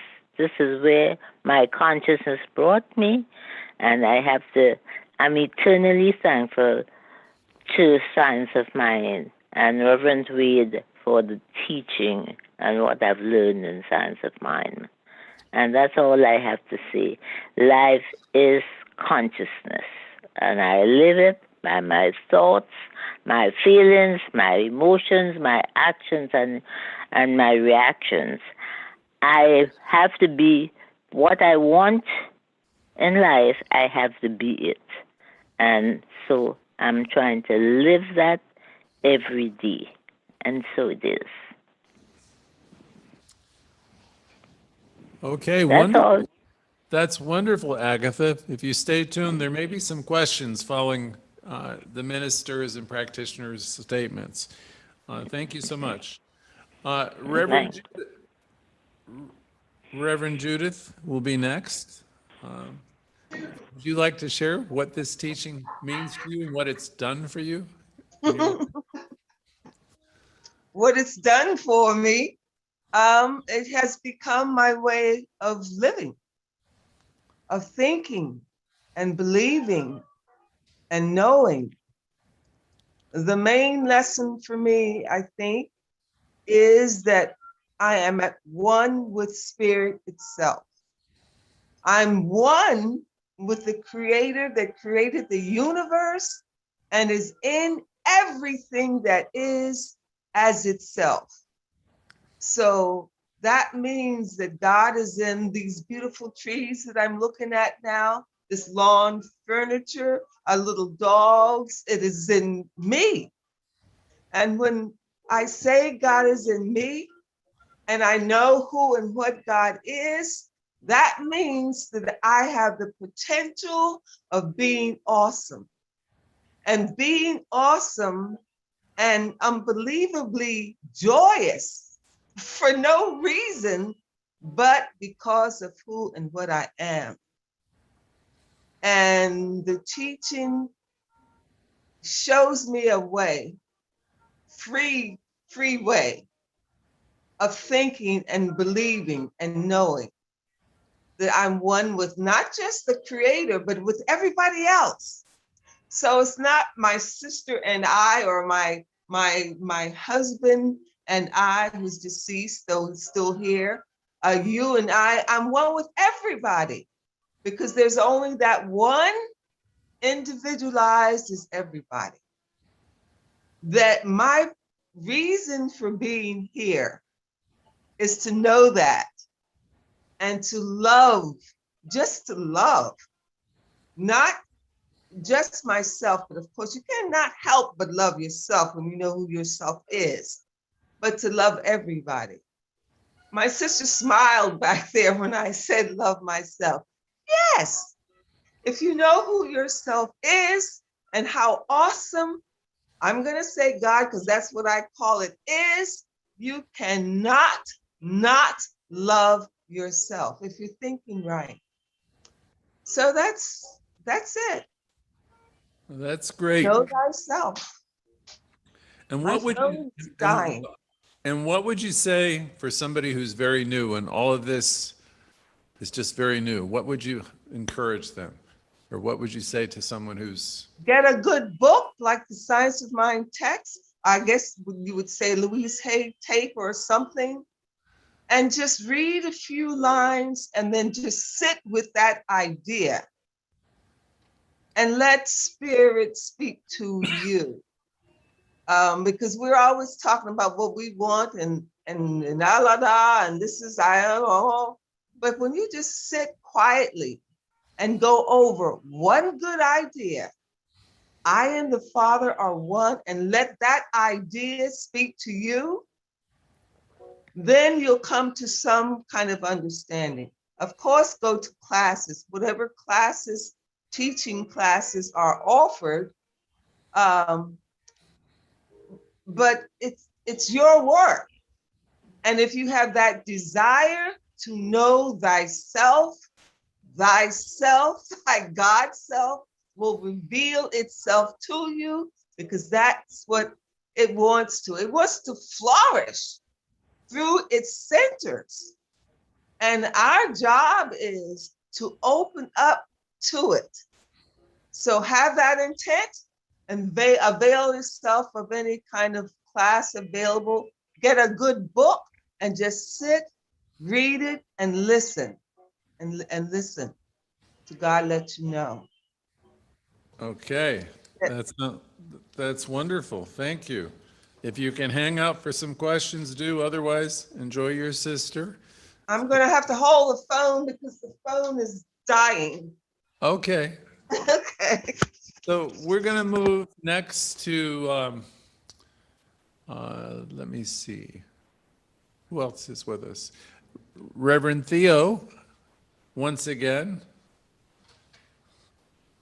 What this teaching means to you, Reverend Theo, and what you think it offers younger people. Can you hear me? Yeah, we can. Oh, wow. I've been listening to Reverend Judith. And she says so much that, let me see if I could add a little bit to that. What I found, when I found Science of Mind, I found myself. And there's a statement that I always make, and I said, is that your Bible? Did you get that out of the Bible? And this is a statement. I've created you, and imagine God is saying this to you. I have created you out of myself. and I have placed everything needed and necessary for your care and keeping. And that is a statement given to each and every one of us. Wow. When I heard that, I said, God, could you imagine? I'm looking at myself, and I look pretty nice. But all the wisdom and intelligence that I'm searching for is within me. So therefore, I do not have to go anywhere to get it. It's within me. All I needed to do is find it and use it, utilize it. And I selected out of everything love. I found if I learned to love myself, and that was part of it, then I could learn to love other people. Learning to love yourself may not be the easiest thing, but first you have to do that. So I suggest to everyone, take time, and Louise Hay reminds us that we could stand in front of the mirror and just look at ourselves, look at it in your eyes and see how beautiful you're created, how beautiful you are, and see the light shining through you. So I am in love with myself, for I realize it has been the greatest creation. The world was created, but when man came into being, into this universe, it meant that a lot of activity, loving activity. So I am a loving expression of the one mind. I love myself, and I love those in my world. I really, really love them. And the loving allows me to experience life fully and completely. That's it for me. That's wonderful, Theo. It's a really you're welcome. Powerful message. I think I'm going to just tag on to what Reverend Judith, Agatha, and Theo said many years ago, 40 at least. I began this journey, and I always knew I was spiritually connected, but I also had a sense that there was much about me that was not okay. And that came out of the religious training and the training from my family. Fortunately, in my late teens and early 20s, I started to find myself in new thought circles where people suggested to me, one practitioner in particular, Mary Curowitz from Florida, said, Greg, you were the child of a lesser God. And she meant by that, you were always praying to get better, and you had a sense of being a sinner, and your prayers were answered sometimes, and oftentimes you were just left waiting. And what this teaching offered me, she said to me one day, she said, Greg, the universe so completely loves you that it responds to your every single thought. It doesn't miss a single one. The universe is always saying yes to you at your own estimation of yourself. That's a very powerful realization. That's the power that Ernest Holmes spoke of when he said there's power for good operating, and you can use it. So as I've learned to elevate my consciousness and my thinking, which has been through many weekly classes over many years and communing with great minds and great thinkers, you level yourself up and out of all those states of consciousness that bring pain and suffering. So Ernest Holmes wrote the book, and then we have Louise Hay, her tremendous contribution to the world. And I've been fortunate enough to teach her material now since 1984, 85, whenever I first got my hands on it. And there's an old adage, which is you teach what you need to learn. So I've been teaching the things that have been helping me, and I'm sure it's helped other people along the way, because I know that I'm connected with all people everywhere. So it's really an amazing teaching, and it offers you everything you could ever want. So I'm grateful to be able to express it, teach it. I'm honored to be here, to be able to be the one to bring it forward in New York. And I'm privileged to have you all together as we create this great center together. So that's That's what it means to me. It means that and much, much more. At this point, we're going to turn to a reverend who's becoming a reverend, which is Shane from Australia, who's taking our courses now. And we can open up with him, and then we'll move on. Shane? Thanks, Dr. Greg. Thanks, everybody. Wow, that was a real breath of fresh air. I really related to what a lot of everybody said, but I do have one question.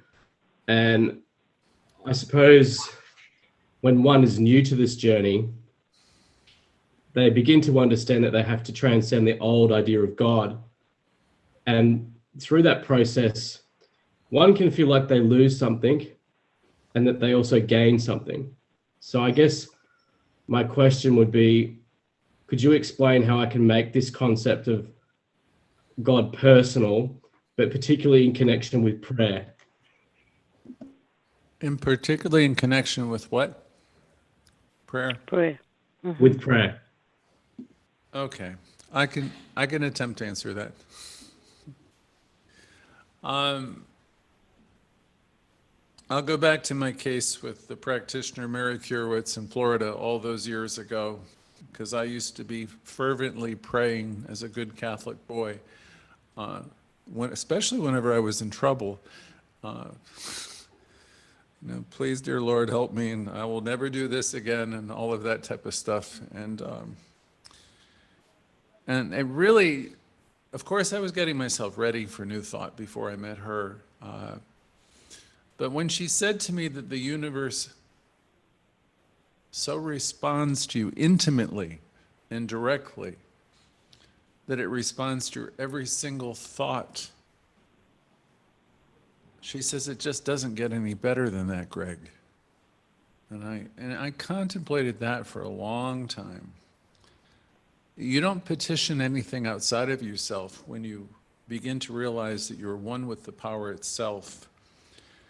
And as you align yourself with the givingness of life and the attributes of spirit, peace, power, love, joy, beauty, and wisdom, you have within yourself an intimate relationship with power and with creative power and love, and it responds to you. You have a direct connection, so you learn to commune with that power. And as you become aware of that power and its healing attributes, you realize that power is yours to use and to share in the world. It's a sense of a much more personal connection than I ever had when I was petitioning through others, through saints or through saviors and intercessors. It's an immediate and ever available connection, and it's very personal as we become aware of this indwelling spirit. Now, I hope that helps a little bit. Shane, anything else? No, I guess that really helps. I mean, regaining the idea of having being a personal God without this limitation of this human God that I suppose a lot of us have been raised with. When one is studying through this process, I mean, you can often very easily go back to this idea of, prayer becomes a communion, I suppose, instead of a petition, as you just said. But I still find myself sometimes going back to the old petitioning model of prayer, and I'm really looking forward to stepping through that. Okay, you'll get there, and of course, I'm talking after many years of classes, but I had a great teacher who used to say, you want to release the idea of this anthropomorphic, did I say that right? Yeah, God, which is, that means you're giving human characteristics, a guy and a man and with all power and all of that, and awaken to the idea that the universe is whole, and any idea that we ever could have had of the Creator is a lesser idea. This is a intimate presence that's available to everyone, everywhere, and all the time. This presence is in you, operating through you, and it's available to you. It always has been.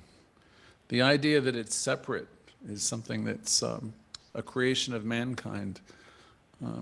You have it right at your disposal with every breath and every thought that you have. It's available and it responds. It really doesn't get any better than that. So I guess for me, it's going beyond that limiting belief, because I can remember an old minister of my old faith used to say, you know, God tests you to see if you're fit to enter the kingdom of God. What do you say to that? I would say I'm one with it. I am in the kingdom now. And I'm grateful and I'm grateful to have the awareness of that divine fact. You know, it takes some time to meditate and contemplate this, and you'll come there. I promise you. And there's tremendous freedom, because you know that you're one with love and you're one with creative intelligence, and you're here to shine and to shine brightly and to think and think courageously. And the universe, God, moves forward by means of each and every one of us. So we're unique and we're important in the process. You are one with the one. So I got Reverend Judith raising her hand. She's either trying to leave or she has a burning desire. So let's see which it is. Reverend Judith. Yes.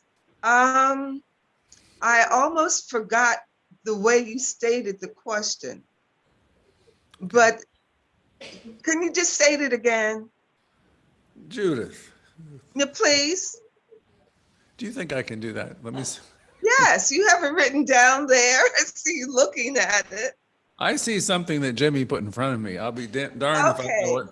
Well, as I remember it is, Reverend Shane is on the journey. Of course. Because he's been studying principle. It's his idea, I think, of what God is, what the presence is. It's not like you said, it's not someone that you can petition, that you can try to get on your side, that you can do all these good things for, hoping that you'll please it. And it can't say that you've been too bad, you're not good enough, you don't work hard enough. It can only say yes, and it is only love. So that intelligence, that it's a principle, not a person, is for you. And it becomes to us what we become to it, if I'm saying that right. So yes, if you can personalize it, and it becomes your comforter, your companion, your advisor, your everything. It's for you. You only have to think in accordance with it, which is love and goodness and givingness, and it has to respond because of the law. So I personalize it. It's just God and me and everything that I say, think, and do. So since spirit is always saying yes, spirit is only right action and divine order, then that means I'm always on the right track. And if I seem to go off it, it's not because of spirit or God, it's because of me. And I can get myself back when I go within and listen. So I hope that kind of answers it as much as I remember the question. No, it's good. And I would suggest anybody who's wrestling with some of this, if you have a Science of Mind textbook, go to the first 4 chapters, and you'll notice that Ernest Holmes doesn't use the word God and doesn't use too many male pronouns. And he talks about the thing itself, what it does, how it works. Of course, when I was a young escapee from my faith with my youth, I was blessing myself as I read those chapters because I thought it was all sacrilegious. But it really is an introduction into a much bigger idea. Right. Where this power, this presence is available to everyone of every faith, everywhere. It's much bigger than any Right. religion has ever taught us. Right. It's a presence that's never an absence. Right. And it's Right. always available and always responding. So thank you, Judith. I just wanted to ask another question quickly, Reverend Judith, before you go. The idea of this metaphysical law can probably seem cold and impersonal sometimes when someone first starts out, you know, transcending this idea of the old God. So what advice do you have for somebody that is going through that? Going through what? Well, just letting go of the old idea and embracing the idea of the metaphysical idea of a law. It can seem a little bit cold. No. That's where the personalization comes in. It can be cold because it's a principle. It's a law, which I think maybe by definition means that it is cold. But if you personalize God in me is working through law, I mean, I used to think, yeah, God loves me, but you got to watch out for that law. Which is part of God. And you do. But if Okay, you, that's good. I mean, yeah, you do. Thank you. That's how it operates. That's very good. It's like when Emerson used to say the dice of God are always loaded. When I was younger, I didn't like that term at all, because the suggestion, the implicit thing was I needed to evolve and change. I needed to learn to develop some of the attributes that we teach in the classes, to become more peaceful, more loving, more giving, more trusting, more intelligent. This is not a teaching. When we teach the law of attraction, you know, like in the book The Secret, everybody thinks if you see the beautiful necklace, you're going to acquire it, or you look at the loving relationships and they are yours, and you think blink, blink, it's there. We have our demonstrations, the beauty, the joy, the prosperity, the harmony, the peace, as we change, as we adjust. That's the work. We ask you, are you willing? You know, willingness is the key. Are you willing to do the work? Thomas Troward had the attributes of God, and we used to call them the 7 ups: peace, power, love, joy, beauty, and wisdom.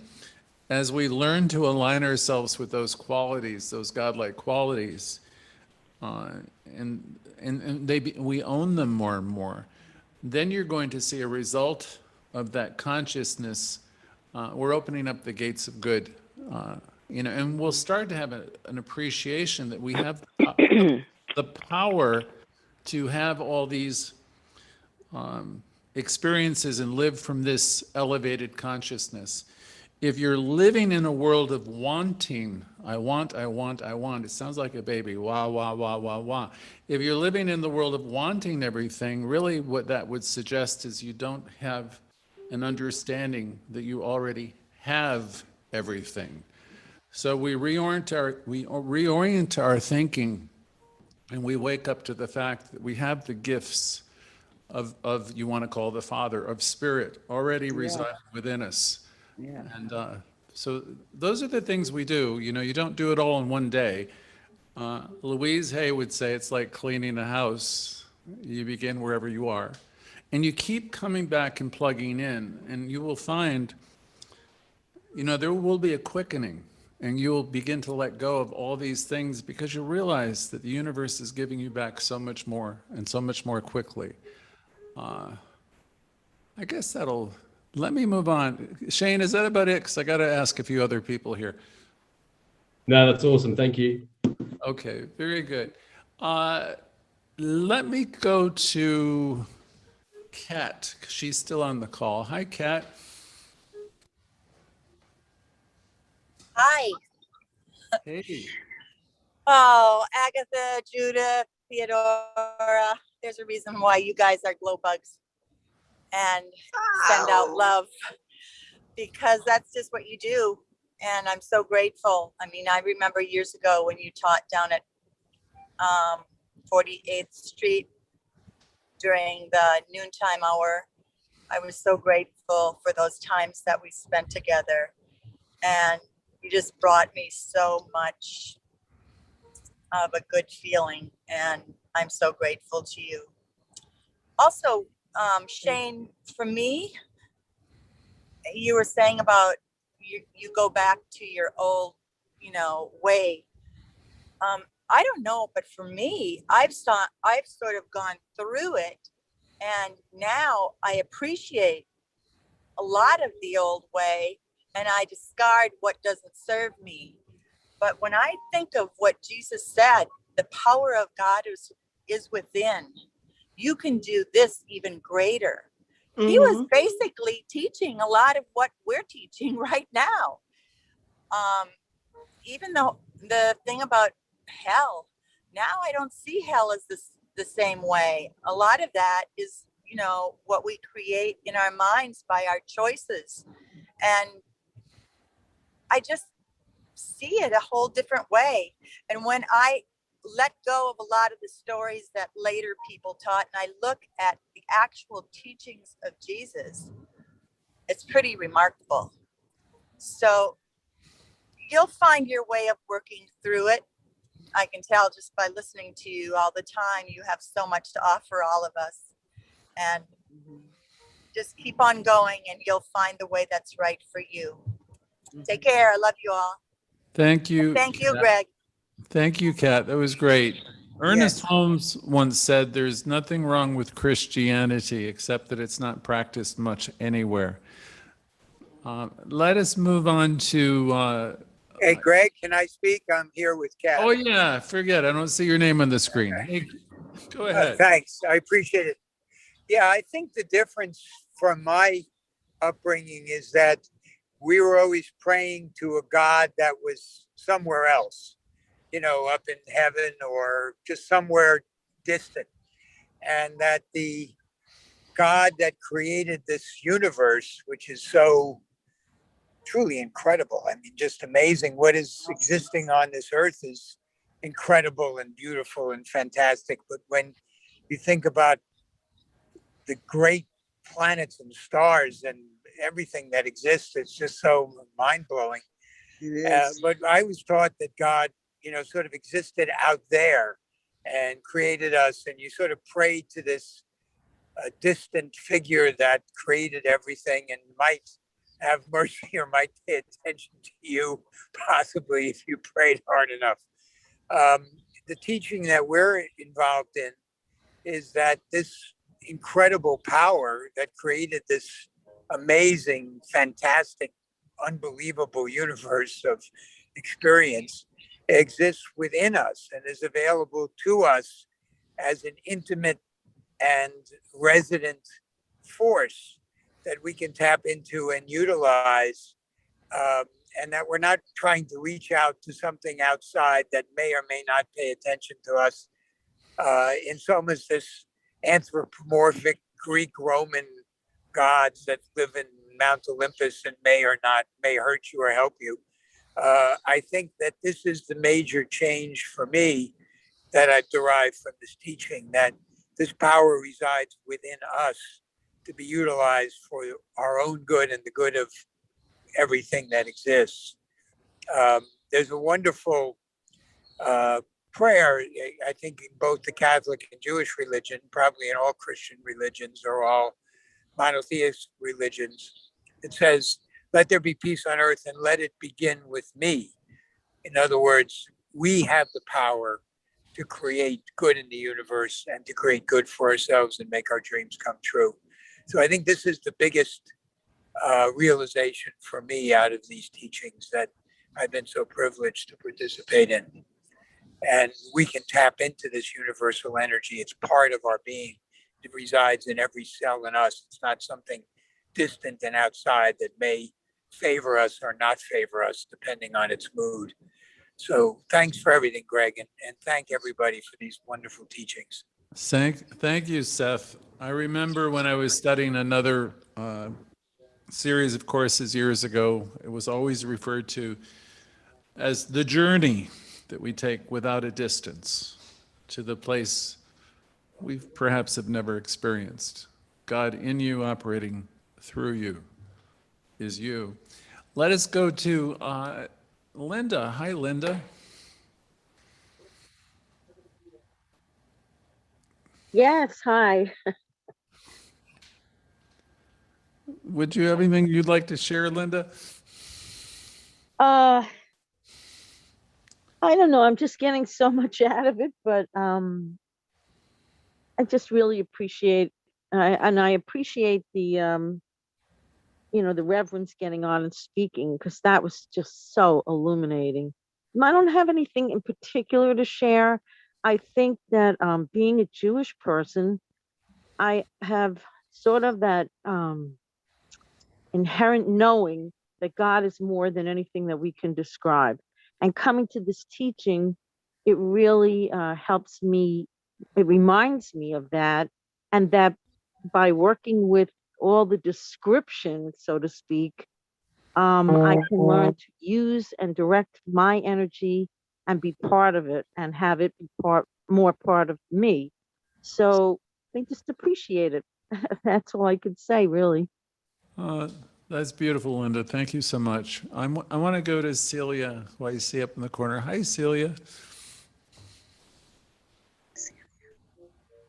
Hi, hello to everyone. Thank you for this very illuminating exchange of ideas. I'm partaking of this banquet of wisdom. Oh. I have received many gifts from the teaching, and it's helped me grow. I feel that life does provide us with opportunities to learn, and life is supporting us on a journey, so to speak. And it's okay. I don't feel that I'm being punished. I used to feel that I'm being punished, but I realize now that Spirit provides me with opportunities that I'm open to, that I'm capable of accepting and responding to. And it's as though I'm being coached and tutored without a test. It's always a gift. It's always a blessing. And I feel that life is eternal and ongoing, and that in every situation, each and every one of us is supported and given gifts that in some way we are ready for. And so I appreciate this teaching. That's great, Celia. Thank you so much for being with us. Let's go to Bradley. Hi, Bradley. Would you like to share?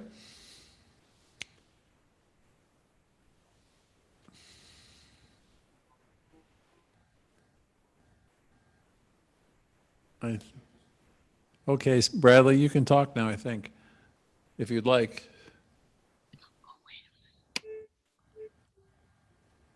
Hi, Greg. How are you?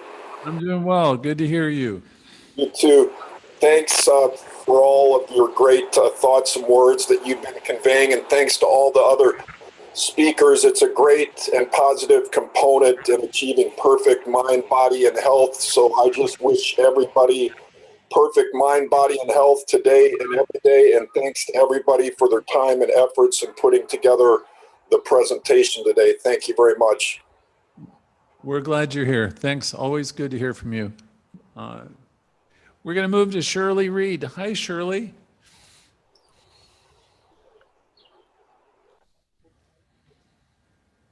Well, everyone on the call, thank you for being here, and especially my ministers. And the teachings are just so grand. When I left the church that I was raised in, I really believe that God was a human being who had superpowers. He was an avatar. He could do all things. And I learned over time that no, There is a presence that is everywhere, evenly present, and it's within me. I am it. I am part of it. I learned to be self-sufficient, and I learned that error thinking, I used to think incorrectly. And I had a wonderful teacher named Reverend Parker who taught me consciousness. Everything is consciousness. What is it that you are aware of? And practicing the presence of love, joy, peace, it's right here. And you can achieve and get to it right away, just with the snap of a finger. I am at peace with myself. I am in love with myself. It's a presence that you practice over and over, and you have to continuously be aware of it. And I say to myself, okay, I equate law with truth. I say to myself, law equals truth. I was good in math. And 2 + 2 is 4 on the moon. 2 + 2 is 4 in Australia. 2 + 2 is 4 on the outreaches of the earth and of the universe. And this presence, this wonderful, beautiful, good, loving presence is everywhere. We just have to change our thinking and keep our thinking in that pattern of knowing good is here. Good is within me. I am good. And when we interact with other people, do no harm. Just as you will do no harm to yourself, you will do no harm to anyone else. Because listen, we are one. You think about going away from the earth and looking back on the earth with the astronauts. Look how small that little dot becomes. That's the earth. We are one. This universe is one. If we practice love and peace and joy, that's what we see. That's what we will get.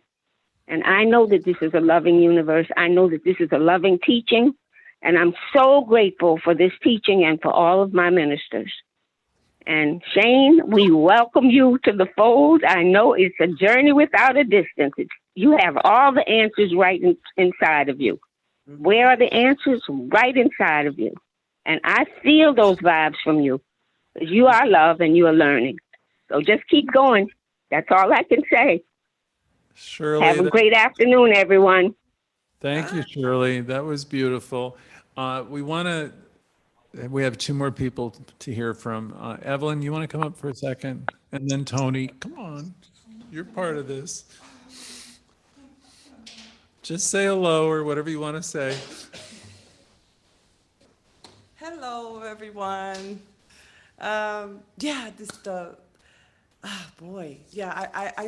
grew up Christian Catholic church, and I used to go at age 13. I used to go to church on my own.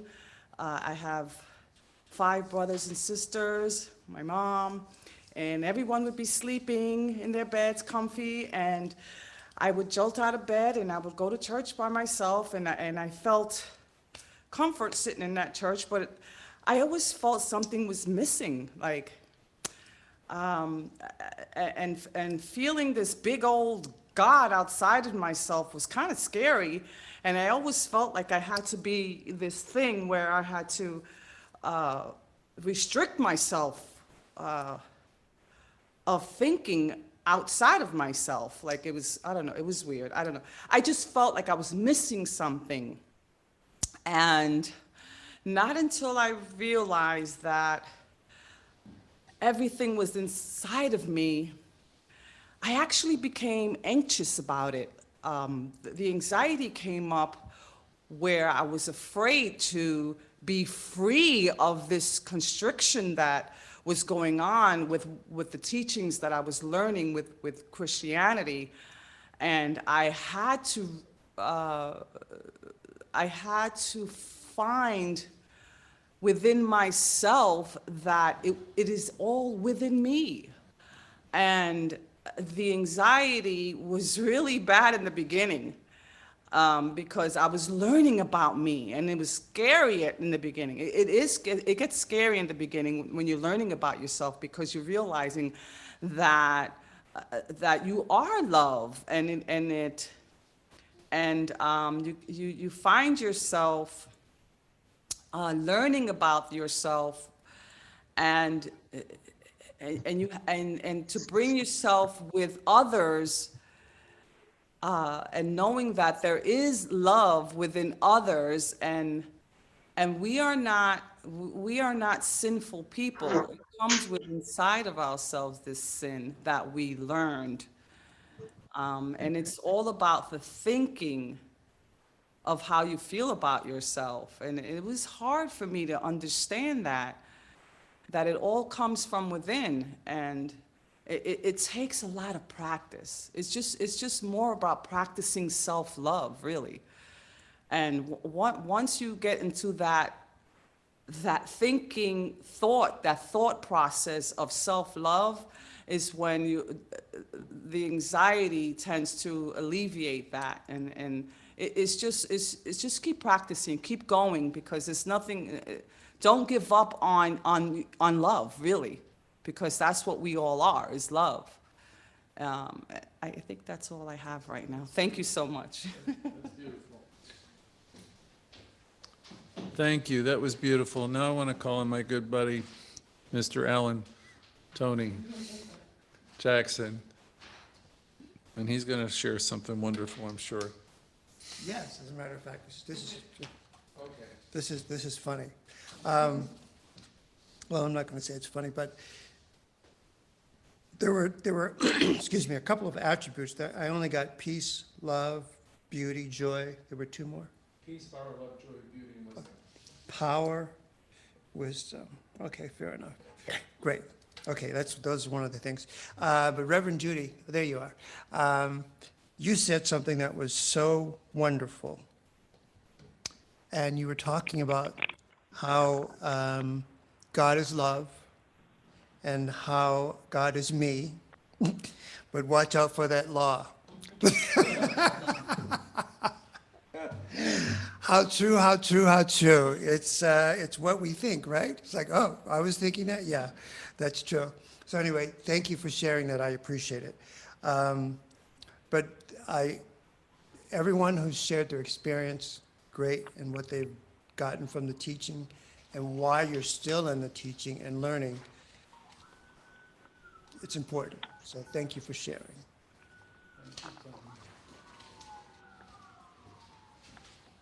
Thank you, Tony. It's always wonderful having you with us. So we got some great people with us. Hint, hint, hint, come on in. We're going to have a party soon too, so get ready. Get your vaccines or get your masks or whatever you need to do. I want to invite Jimmy up now. He's got some good news, and we're about ready to say goodbye, but we're not quite ready just yet. Come on, Jimmy.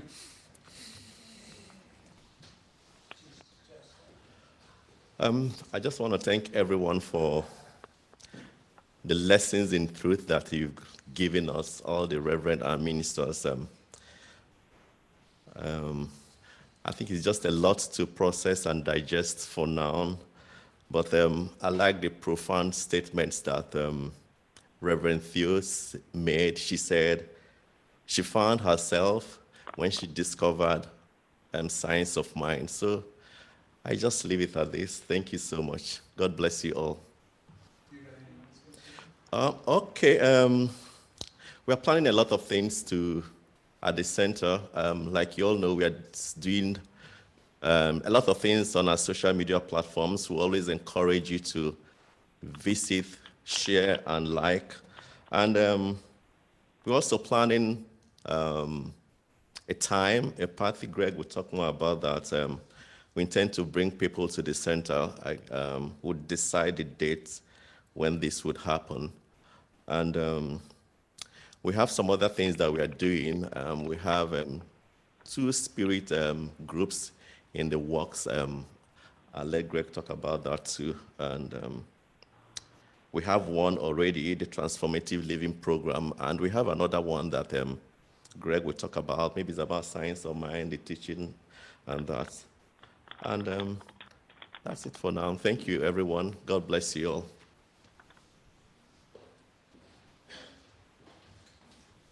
Okay, everybody. If Reverend Theo's on the call, I'm going to ask her in just a second to do a closing affirmative prayer.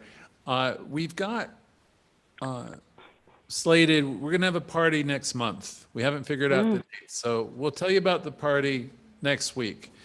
And we're going to have a class that's either going to be taught by Reverend Judith and Robert or myself or some combination of us. But we got to get together on the details. Hopefully we announce that next week also. And a transformative living class. So in addition to our Louise Hay material, every Tuesday we do the most important work of the center because we do the visioning process and we're letting this be a mission-led center.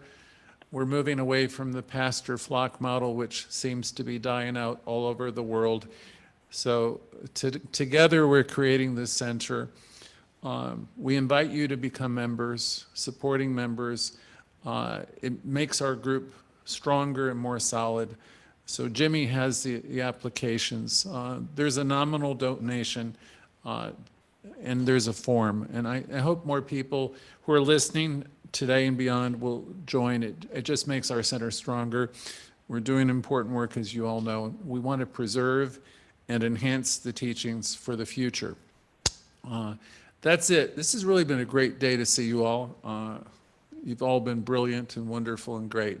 So thank you so much, one and all. And if Theo, if you're there, I want to hear from you. Can you hear me? I can. So let's do your thing. Thank you. All right.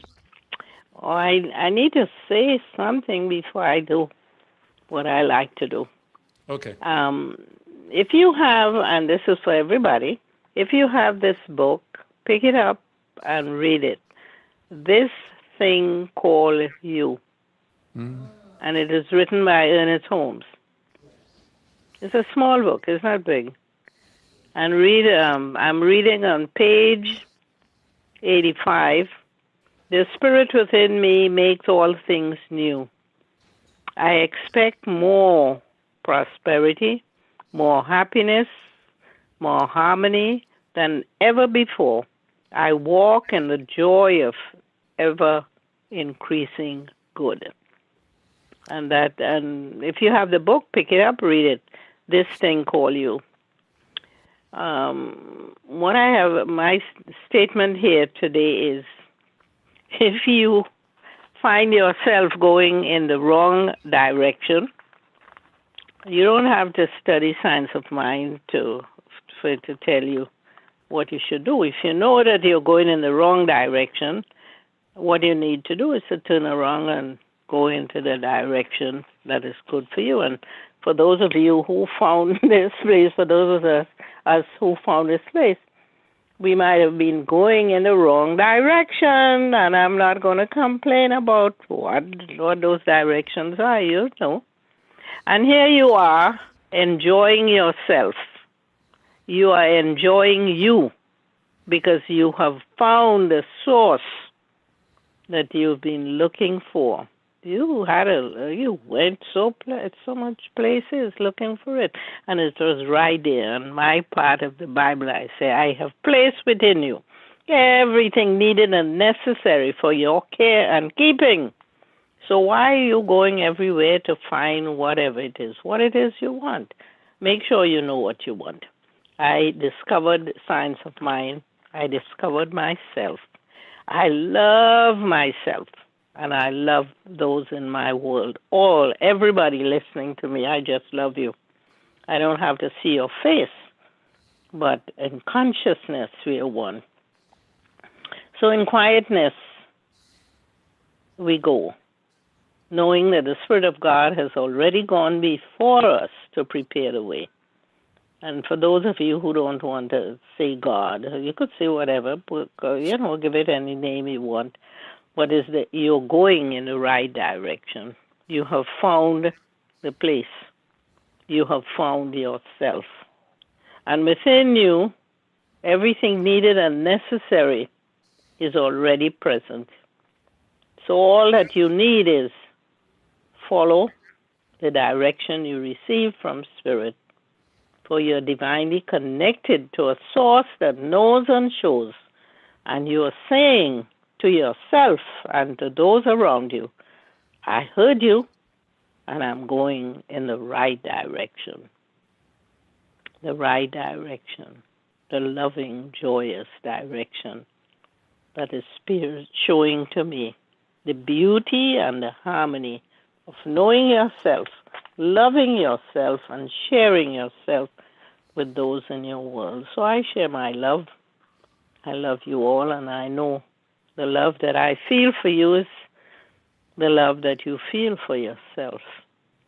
It's a blessing, and it's a joyous experience. A joyous experience. I love you all. I love you, Reverend Greg. I love you too, Theo. Thank you very much. That was beautiful. You're welcome. And Thank so you. it is. And so it is. So it is. Thank you. So it Thank is. you, everybody. Beautiful day. Thank you. Thank you. Have a great afternoon. Yes. Have a great afternoon.